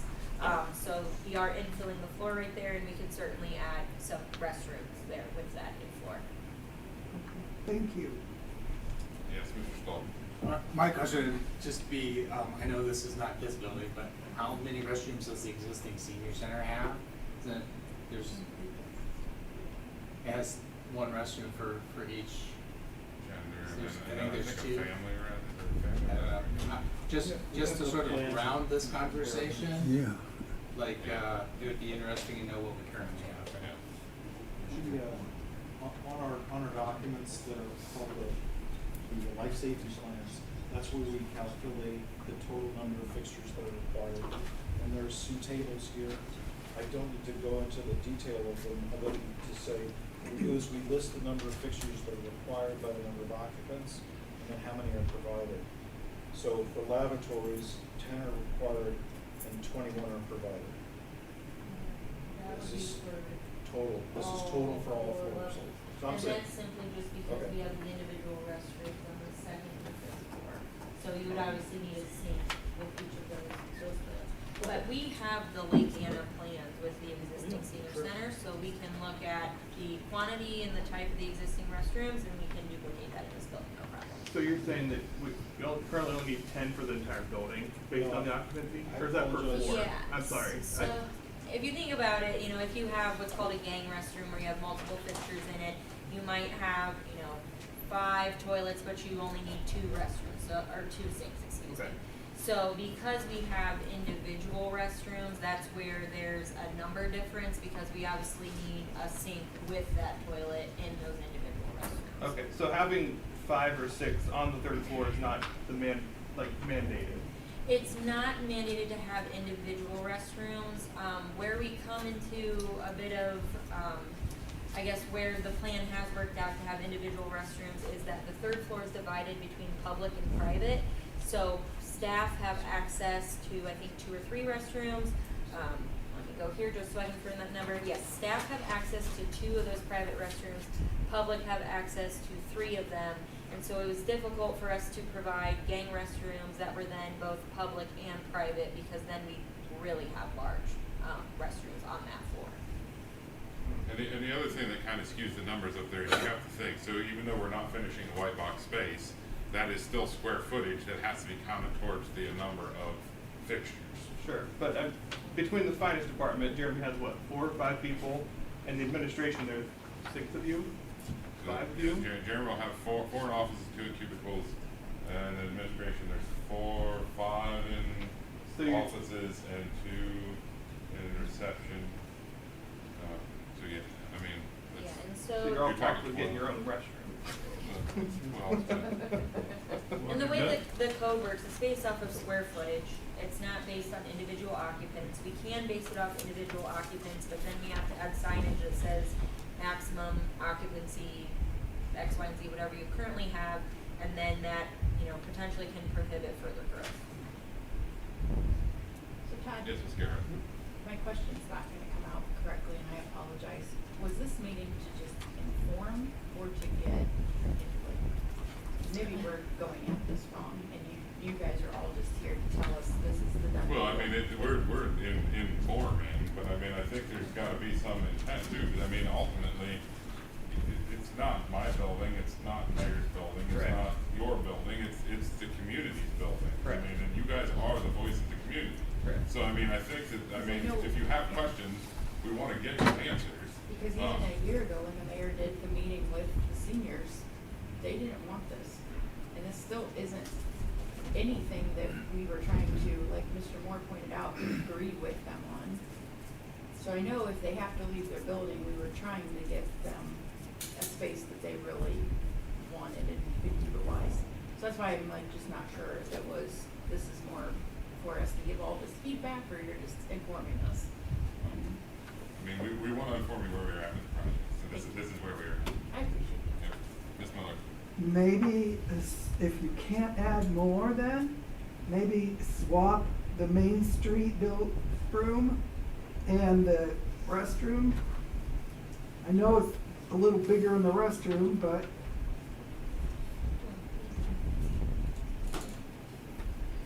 I mean, it looks like on the drawing, the restrooms are actually a little larger too.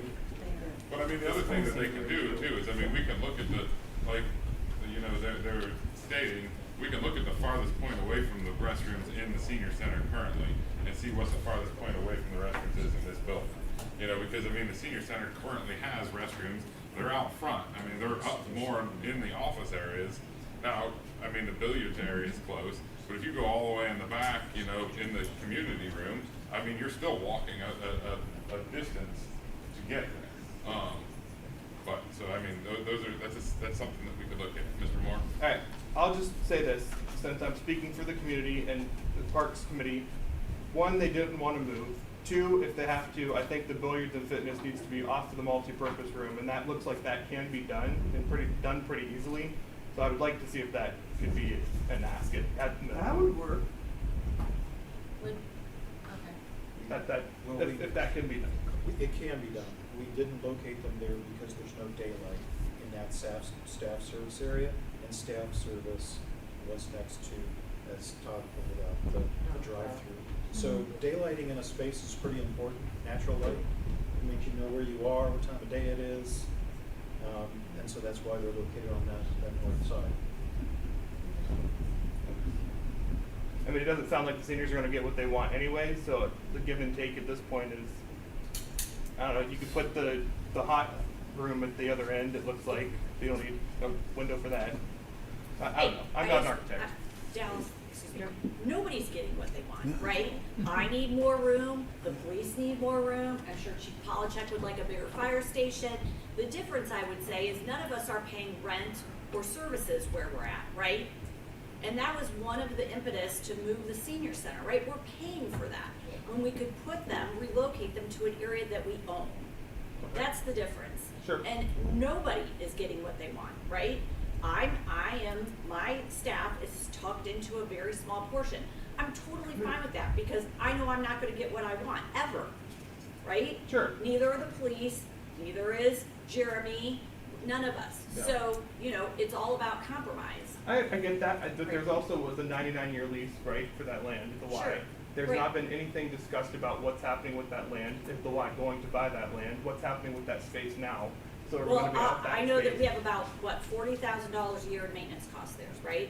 Sure, Yeah, we're not gonna have that anymore. That's important for the citizens to know. sure. Right. Mrs. Gerhart? When I watch those home remodeling shows, they always like get into the walls and then like they find way more stuff that then adds up the costs. Is that a risk in either of these buildings because they're older? I mean, that's a great question. It is always a risk. We have been doing some exploratory demo, opening up those walls, really understanding what's behind those walls, what the envelope is looking like. And so we have taken that information, we've included it, or we are including it in our DD drawings. Gavin, who was here with Higley, was alongside us for that exploratory demo.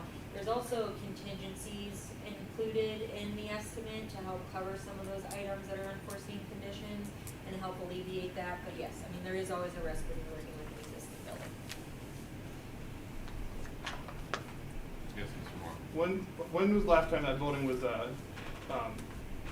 inhabited? When would Fifth Third go out?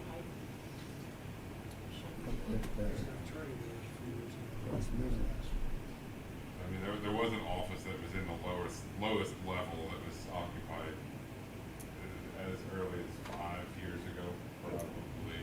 When did Fifth Third go out?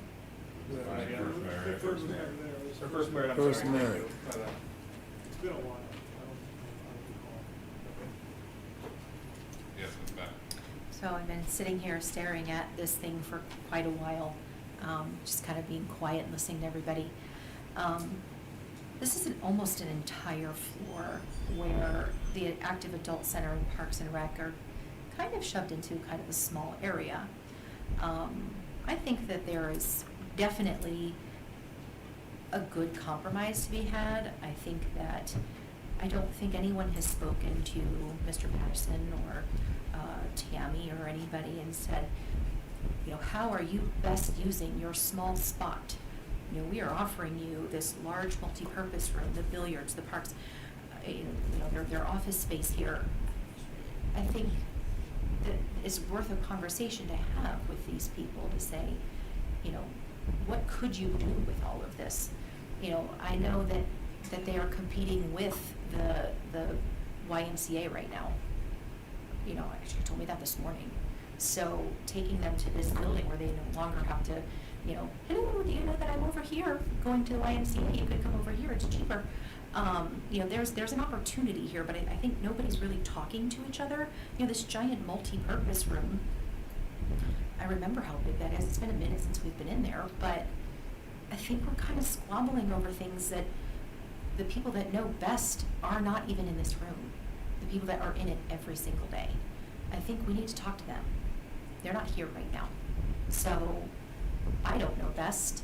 I know Dallas, you've talked to them a lot, but you've been here for like, you know, just a few months. Who's talking to the parks? So I've talked to the staff.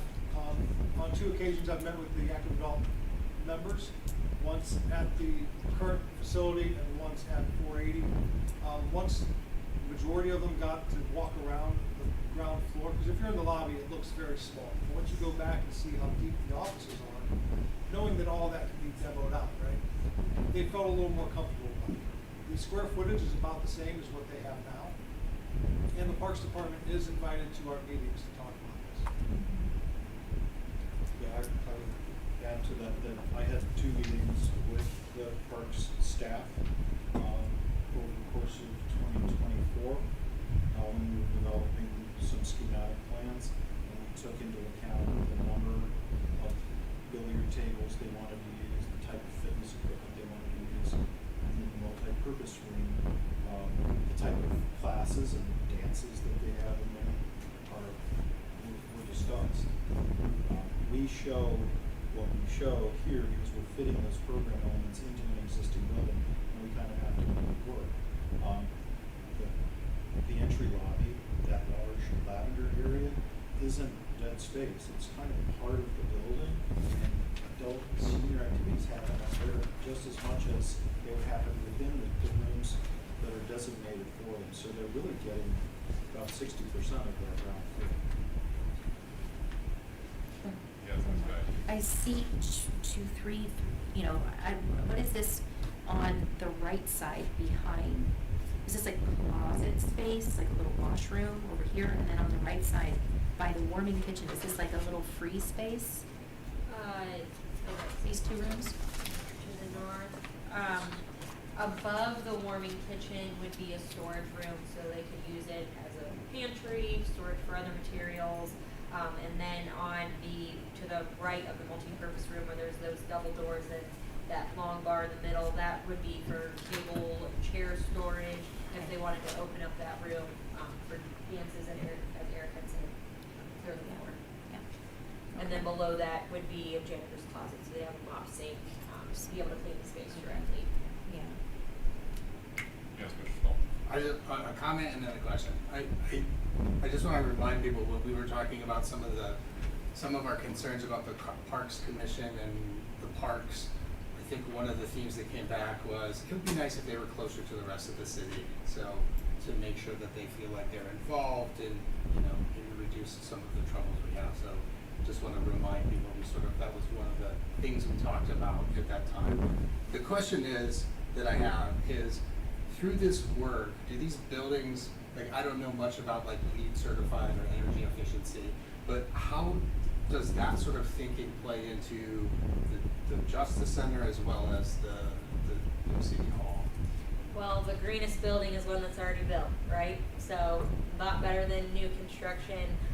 As an office, Haas and Staub, and our standards, the finishes we look at, things like that, we do look for items that are certified, whether they have, declare labels, other miscellaneous labels, those environmental product declarations, etc.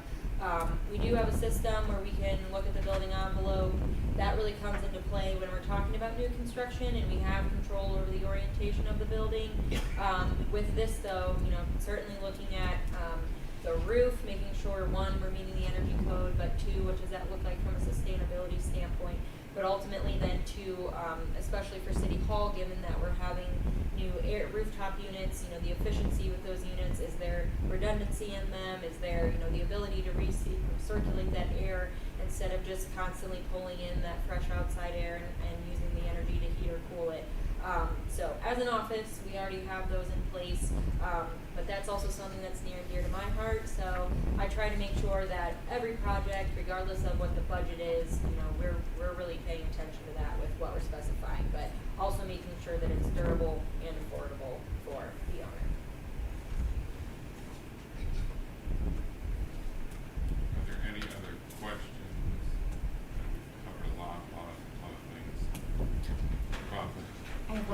it's not about Parks and Rec.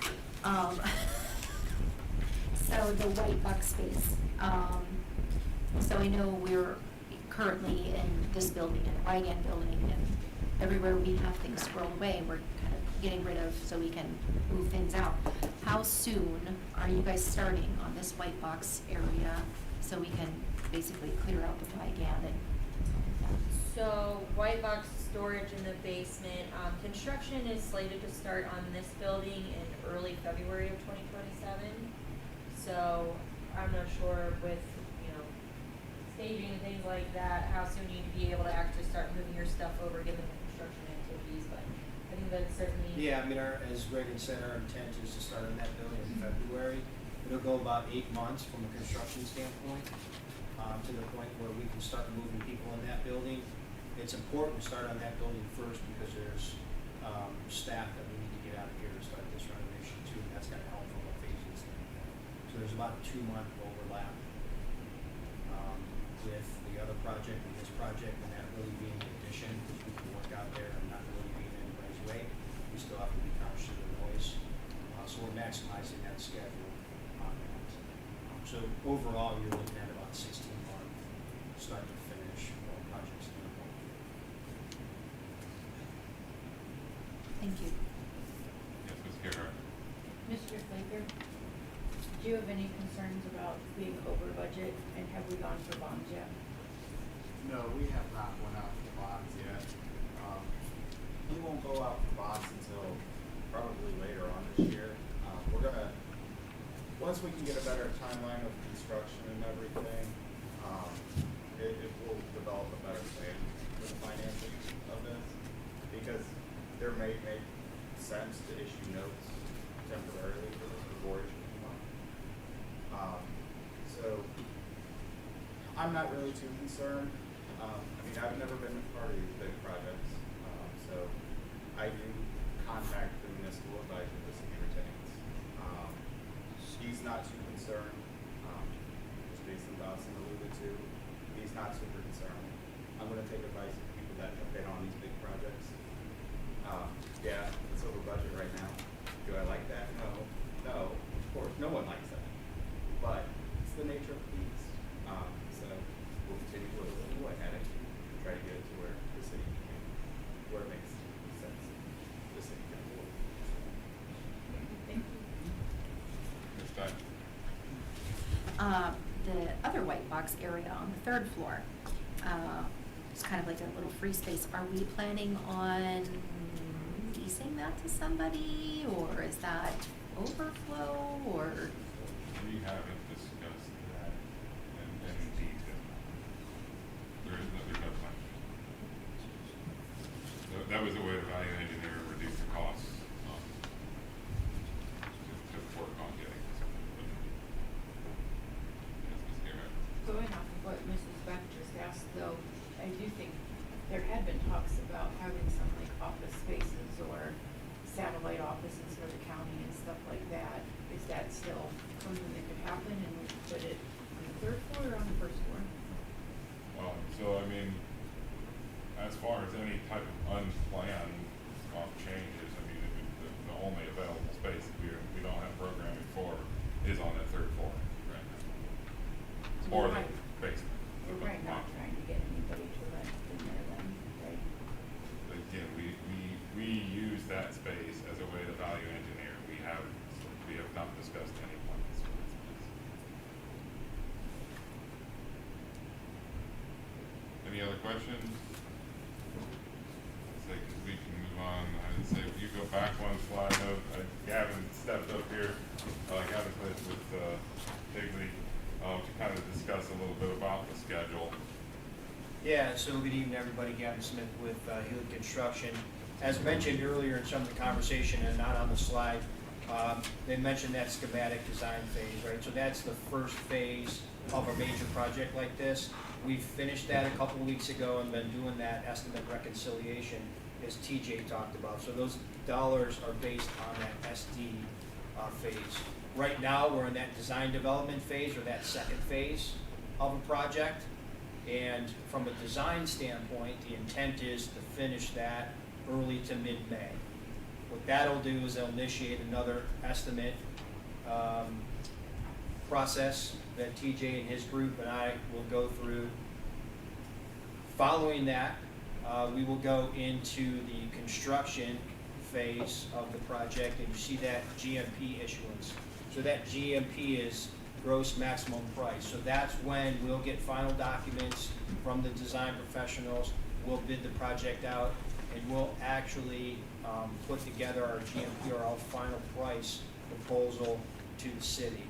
So we intend to do that end of October, and what that initiates is a series of contracting and things of that nature, so that, as Reagan mentioned earlier, we're starting that construction after the sale of the bonds and everything else has gone through in February. And then that's where my comments come into play about a 16-month project starting down at the 480 building in that February, March timeframe. And then the Justice Center starting in August of 27, again, with some overlap there. So.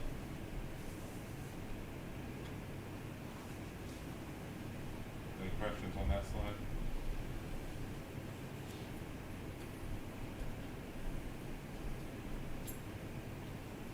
All right. So I think we've kind of covered most of the budget updates and the design updates. I mean, we will continue, communications with council as this project continues to move forward. Are there any final questions?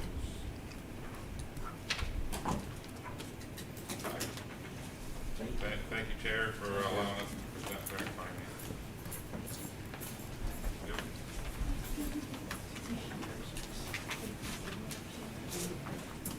Thank you all. Thank you. Thank you. Look forward to seeing you guys again. Is there any other miscellaneous discussion on any other topic from the gallery? Wonderful. Okay, it looks like we get to, do I have a motion to adjourn? So moved. Second. All right, we adjourn at 7:53. Thank you, Mr. President. Thank you, Mr. Pullman. We have the charter review next. Does anyone need to take a break now, or, okay, we'll take a 10-minute break and come back for the charter review.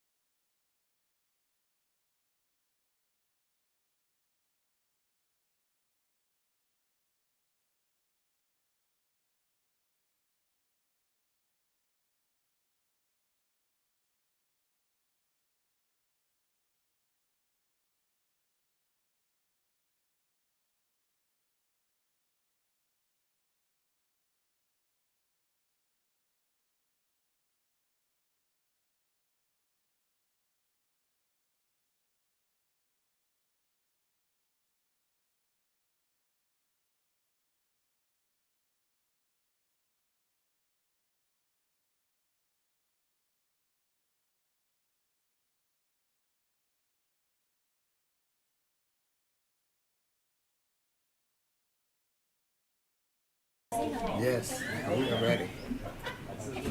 We are live.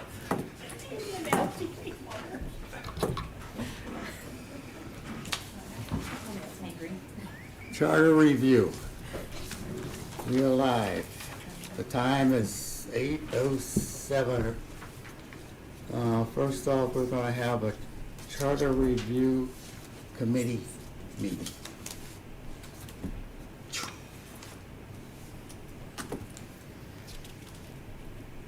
Members present, I am the chair. All councilors are on the committee. Everyone is a member of the Charter Review Committee.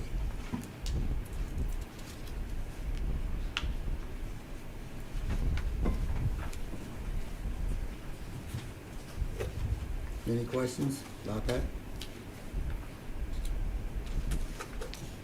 Okay, everybody, vice?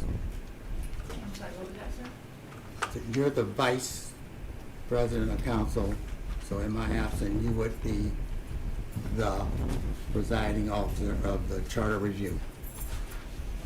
Okay? Request for legislation. A request from Emily Beck, councilwoman for the 4th Ward, requesting legislation for proposed charter amendment to eliminate the Parks and Recreation Commission and move it under the service director as an advisory commission to the Parks and the Recreation Department, section 4.03 and 6.03. There's two parts to this. Did everyone read that?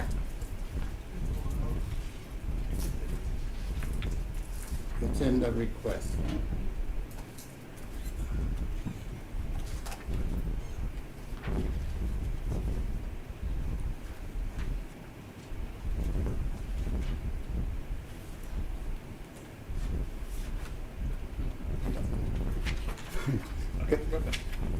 So I just want to be clear, because in the request, it says removing the commission. We're not eliminating the commission. We are just removing them from the appointing of the director. Yes. And the draft, right? Yes. It's Okay. removing it from that portion of the charter and moving it under 603 to be under the service director rather than its own thing.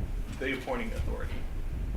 Yes. What it would just take the language that is currently there under the commission sections, which I think is Article 6, and just changing the language to the one that was proposed before to make it advisory in nature, which we stole from the city of Green. Not Green, okay? Then taking the position of the Parks Department and its employees and moving it under the authority of the service director. I also believe making the position classified, if I'm not mistaken. It was in the original one. That was Yes, yeah, conversation. it was. So there's two sections, different rules. And then this is, this is also taking out the school board appointments, correct? Correct. It would just be the mayor Yep. appointing 5 members. Yep. Thank you. Okay. So one thing that's also important to notice, and I know, I'm pretty sure all of us understand that, but we're not eliminating any jobs. We're not eliminating the Parks Department. There's no jobs being lost or anybody's leaving. It's just taking it from its own little bubble under our administration bubble. Yes, Rebecca. Thank you, Mr. Griffin. Mr. Shreve, are you Yes. still on board with taking on another department? I don't want to drown you. I mean, if the charter dictates it, then, I mean, if you have a director that is doing a job, or a manager in that department, I mean, I feel as though it's just an oversight. I just wanted to double check. And I'm speaking for myself and for future service. Who's first? Okay, Brian. So, would the commission, what would their job, I mean, the commission still exists, is Yes. that correct? Then what is their authority or job as Right. commission. So in others, first of all, as I've explained a lot, there are no other cities that I can find that have a Parks Commission structure that we do. Most commissions Parks Commissions exist in an advisory nature, right? You make up I'm making this up, I don't know what the mayor's decision would be, but you would have representatives maybe from youth sports, you'd have representatives from the senior center, those are the people you would appoint to the Parks Commission to serve for and advise on what their population's needs are. So they're advisory, that's really all that the commission would be then at this point. Yep. Okay. That's exactly what Question. Emily Okay. had. I just wanted to clarify that. And Lisa, sorry, are we still doing Lisa versus Mrs. Miller? I don't wanna see Mrs. No, please call me Lisa. Lisa. This Mrs. Miller thing throws me for a loop every time he calls on Mrs. Miller. I'm like, what did I do? Lisa pointed out before, it'd be funner. Like, they get to talk about what the parks need, and they get to talk about what the seniors should do next month. Like, it'd be fun, not review our budget and approve these things and fire this person. Like, I think we'd have a way funner board doing that, so. That was one of my reasonings for bringing this back. I think recent events makes this very relevant. And I think for an unpaid position, for a volunteer position, I think it's a lot of pressure, it's a little bit unfair to have these people make these giant decisions. I think we've just learned that. Like she said, it's, I think maybe even more effective to have them kind of help on committees, how we run. I just think that we've had our eyes opened a little bit on having that commission function the way it does is maybe just even a little bit unfair for them to do that, to put that pressure on paid positions. Well, we have others that do it, but. True. We Yeah, do. I would just This'll tell make you it funner. culturally, it's never been Not an for issue in the parks. planning department. Right. It's just, Right. and again, as I explained, the history of why planning commission is not, why they're a separate commission and the reasoning for it. And that applies to civil service, right? You're trying to take political influence out of areas that are long-term commitments, right? How something is zoned, is there a conditional use permit? All those things, those are long vision ideas. Same for civil service, right? You're trying to eliminate political patronage jobs and make sure that the folks who take these jobs are gonna be able to be here for as long as they choose to be here. Those are the purposes. That is not, I don't know how that would translate to, is there going to be a sliding board at McCafferty, right? I don't really understand what the impetus was for that to begin with. So it's just an outlier for us. But planning and all of that works off of guidelines. There's, you know what I mean? They have a good point. framework that they have to use. The development code, exactly. Yeah, Yep. so Perfect. I don't see that going. I don't think we have that Yeah, kind of same for civil service as well, bylaws. they have an Somebody thinking of entire bylaws. book of rules they have to follow, Yeah. so that's a good point, thank you. Can we continue? Okay. I'd like to have a motion to call this out and place this on the consent agenda. We'll make that motion. Thank you. I'll second. Thank you. Clerk, please call the roll. Mrs. Miller, Yes, Mr. Stoll, Yes. Mr. Moore, Yes. Mr. Harris, Yes. Mr. Poorman, Yes. Ms. Gerhart, Yes? Mrs. Beck, Yes. Mrs. Hager. Yes. Motion passes. Thank you, Lori. The second part of this is 5.11 of Article 5 of the city charter to be amended to remove the requirement that 6 public places in the municipality be established if public posting is selected for a public notice. I am encouraging, I'm so happy that Ms. Beck agreed to encourage, this is just such an outmoded method of informing the public, right? You're and the clerk of council is the most impacted by this, right? You're assuming that if someone wanted to know how to be informed by a city ordinance, that they would go to Giant Eagle and look a piece of paper hanging on a wall, right? It's not, maybe Monty clearly would, okay, but most other people would not. I mean, we have, this was written in 1979, right? And things have changed a bit since then. You know, most of our citizens receive their information via the internet or social media or ways that we can communicate to millions of people versus posting a piece of paper in a building that is not accessible, maybe when our residents need it to be accessible, right? Maybe they work hours that certain places aren't open. I have no problem. I think it's absolutely appropriate for having somewhere like the library, right? A public institution that is easy for our staff to get over there and post it. But I mean, it's just outvoted at this point, and we need to comply with Ohio law, of course, but this is not what Ohio law requires, is posting at Giant Eagle. I don't think you'll get much argument from us. We tried to have it out there Right. before. Yeah. We need to figure out how to educate our voters on what this maybe means. Right.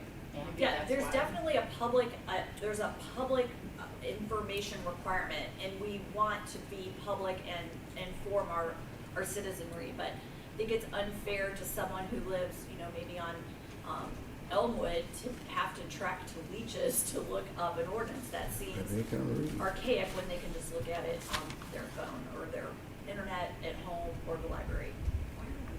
Who wouldn't want to go to Leeches? I'd love to go to Leeches. I'm just saying, I've never went to Leeches with the purpose of looking at an ordinance. Yeah, my purpose is to eat a donut. Yes. Yeah. But also, I think you've pointed out a couple of things too, that I think that's why we also made the decision last time to put this on. You know, you're posting things in not, I mean, they're public places, but they're privately owned businesses, rather than city-owned places. I think that's kind of a little bit inherently not kosher, for lack of a better word.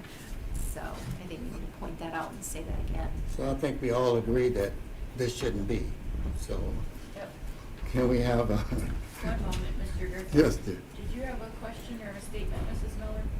I just wondered what the Ohio law required, because you alluded to that and then didn't tell us what it requires. Right, it requires a public information, right? And it can be in the manner in which is appropriate for your community. So, we can also have a requirement in your rules of how it's done, or we can pass an ordinance if you feel very strongly that it should be at the library, or that it should be posted on the front page of our website, or however you would like that. Council can have a component and can inform the citizens that way. But again, paper notification is just not the way to reach the most people in this community. Thank you, Lisa. Can I have a motion to call this out and place on the consent agenda? I'll make that motion. Thank you. I will second. Thank you, Emily.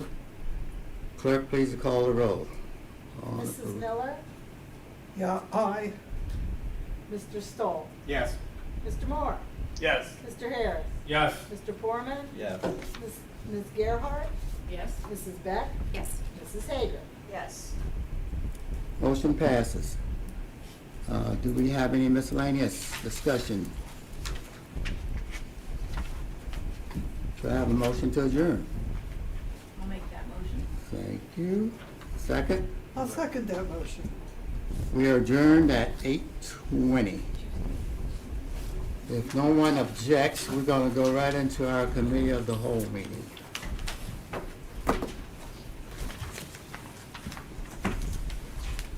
Call this meeting to order. The time is 8:21. Stand for the Pledge of Allegiance.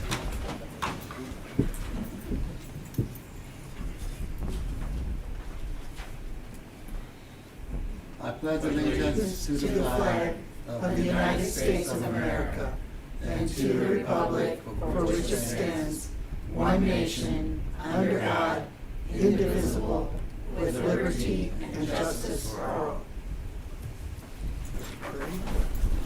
Are there any citizens addressing council? No, sir. Thank you. We'll go right into our committee reports. Mrs. Jennifer Hager. Thank you, President Griffin. Street, sidewalk, and lighting like this evening. We spoke briefly about the lights on Second Street. The street sweeper is being worked on, and a few issues on Worcester Road which are being taken care of. And with that, I pass. Thank you, Mrs. Hager. Emily Beck, Planning, Annexation, and Codes. Thank you, Mr. President. This evening, Planning, Annexations, and Codes met. We had one piece of legislation to consider, a letter from Dallas Moore requesting legislation to reinstitute ordinance number 164-2023. Requesters asking for a strike-through on verbiage relating to growing and dispensing marijuana from this new legislation, and with that, I pass. Thank you, Mrs. Beck. Chris Stoll, City Utilities. Thank you, Mr. President. The City Utilities Committee met on March 23rd in Council Chambers. We had one piece of legislation requested, a letter from Caroline Crawford, Stormwater Manager, requesting legislation to amend ordinance 72-2009, title 2009 Floodplain Management Program to comply with current National Floodplain Insurance Program regulations as required by the ODNR. Emergency wording and one reading requested. And with that, I pass. Thank you, Mr. Stoll. Mr. Harris, Public Welfare, Safety, and Public Information. Thank you, Mr. President. Public Welfare, Safety, and Public Relations had a special meeting this evening regarding the tornado sirens. Chief Polachek gave us a nice little presentation, and with that, I pass. Thank you, Mr. Harris. Mrs. Gearhart, Ms. Gearhart, Rules, Marketing, Development, and Information Technology. Thank you, Mr. Griffin. Rules, Marketing, Development, and Information Technologies has nothing to report this evening, and with that, I pass. Thank you. Mrs. Miller, Julie Miller, Environmental Health and Social Services.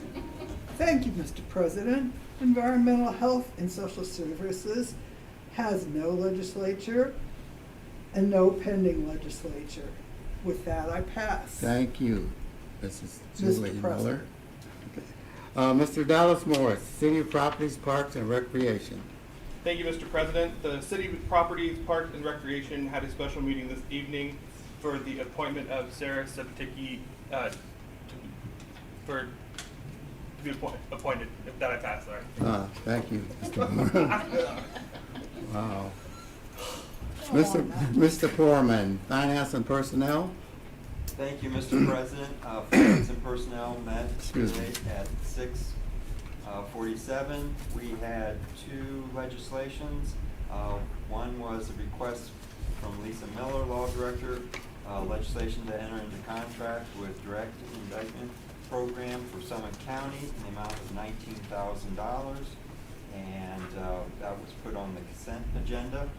Then we had a letter from Todd Shreve, Director, requesting legislation to pay invoice for petroleum for the fuel delivered in the amount of $221,502.73. That was put on the agenda. We appointed, we voted on for the Barberton Tax Appeals Board, Taylor Dialer,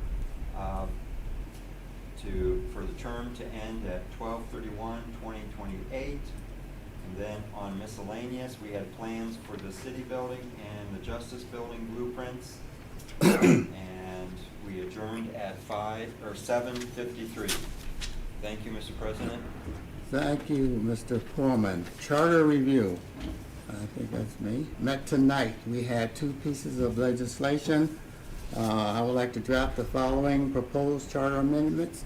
Eliminate the Parks and Rec Commission and move it under the Service Director as an advisory commission to the Parks and Rec Department, Section 4.03 and 6.03. The second is 5.11 of Article 5 of the City Charter be amended to remove the requirements that 6 public places in the municipality be established if public posting is selected by the public notice. Both of these items were put on the consent agenda and they both passed. And That's all I have for the charter review. Are there any miscellaneous?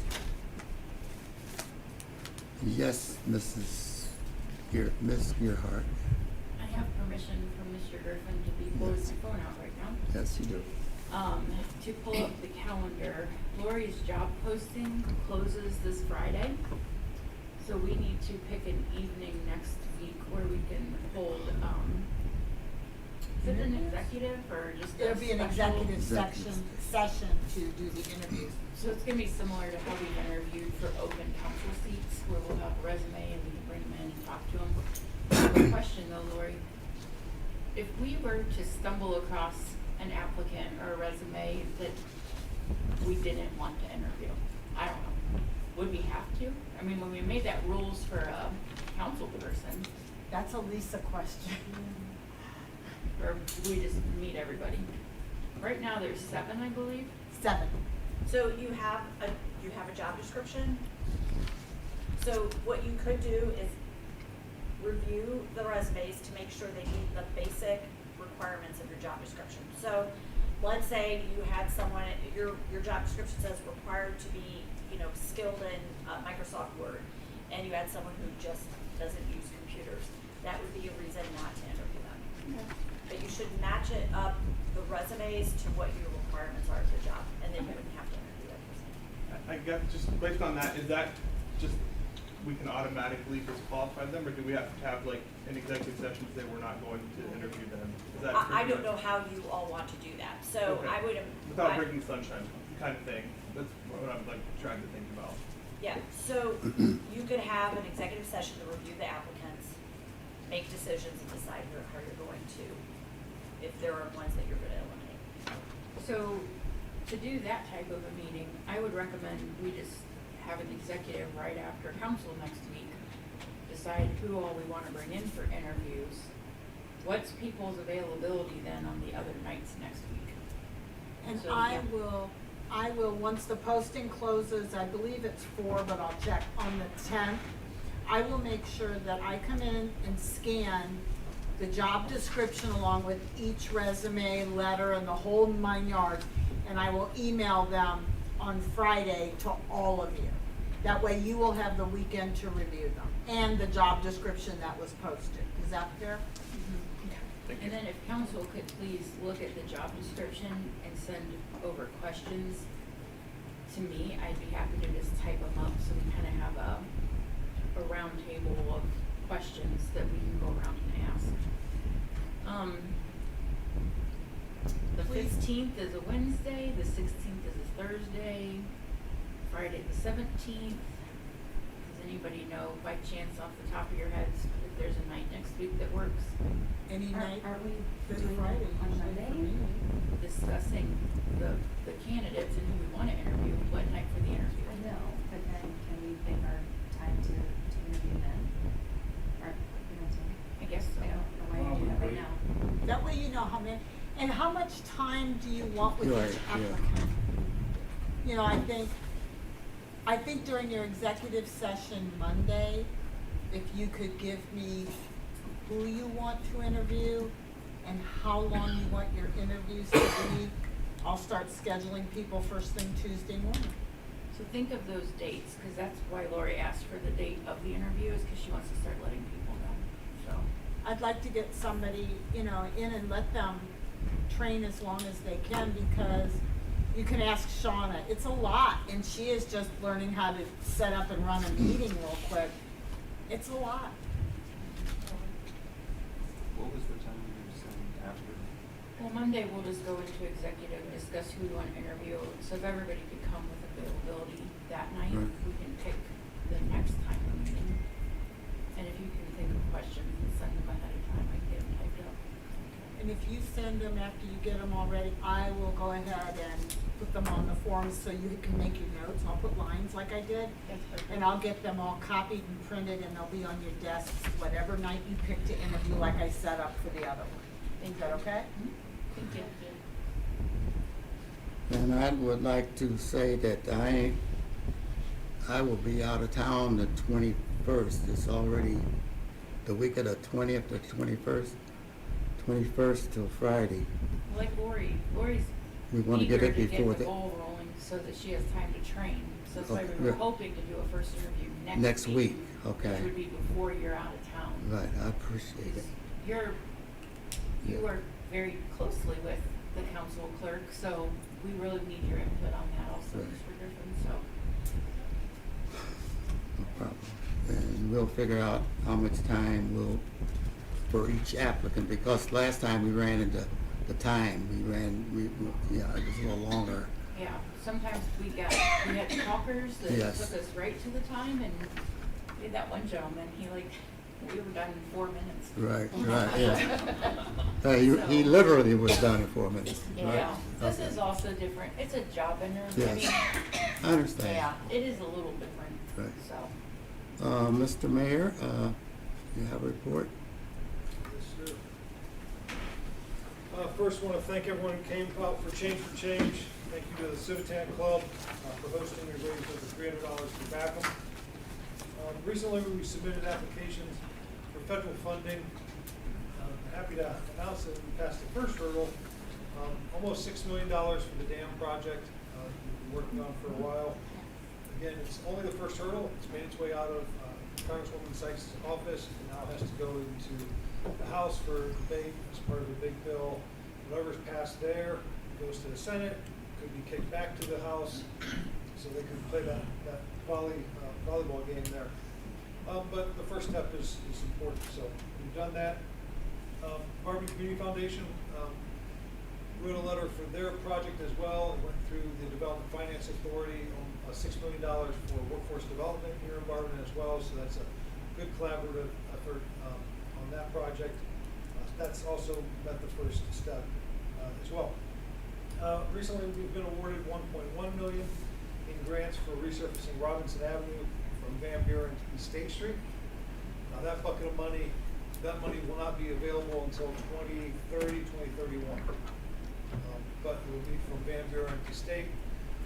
Again, that's through AMATS, it's about 80% of the project cost, just a mill and fill resurfacing. So we've split several roads through the process, and that was the one that scored the highest. So they have a bucket of money from the feds, and so they just kind of go through based on the scoring, and if they get 5 projects, if they get 10 based on the available budget, that's what they put for their board to be submitted for approval. So that one's been approved.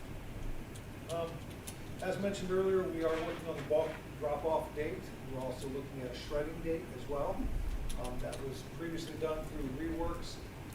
We were told that they no longer do it, and the reason was that they lost their grant funding, which to me, because they used to do it here in Barberton and other places, that it must have been very costly.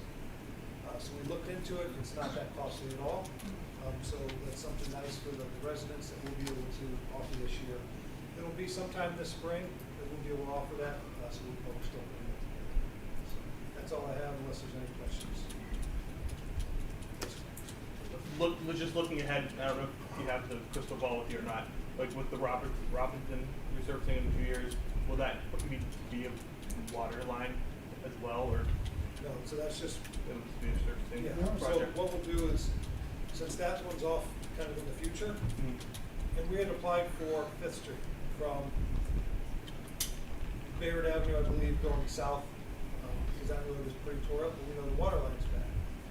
So once we get closer, the water line, the bucket of money for water line replacement, the money flows to the community faster.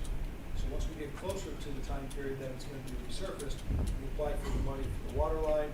If that comes through, then we get the water line, and then next year, a year and a half later, the money for the road comes.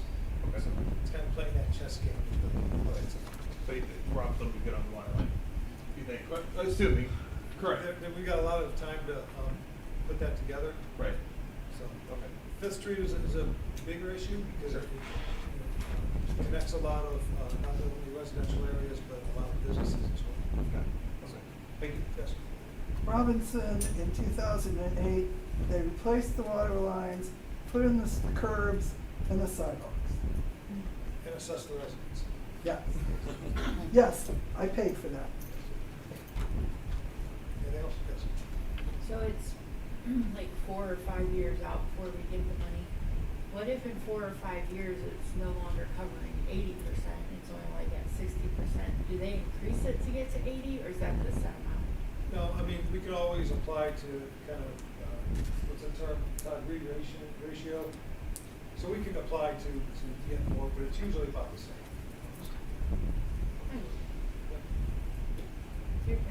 That's- Stratford Street, get close. So Have you heard? all the water connections passed their last test, I believe, today.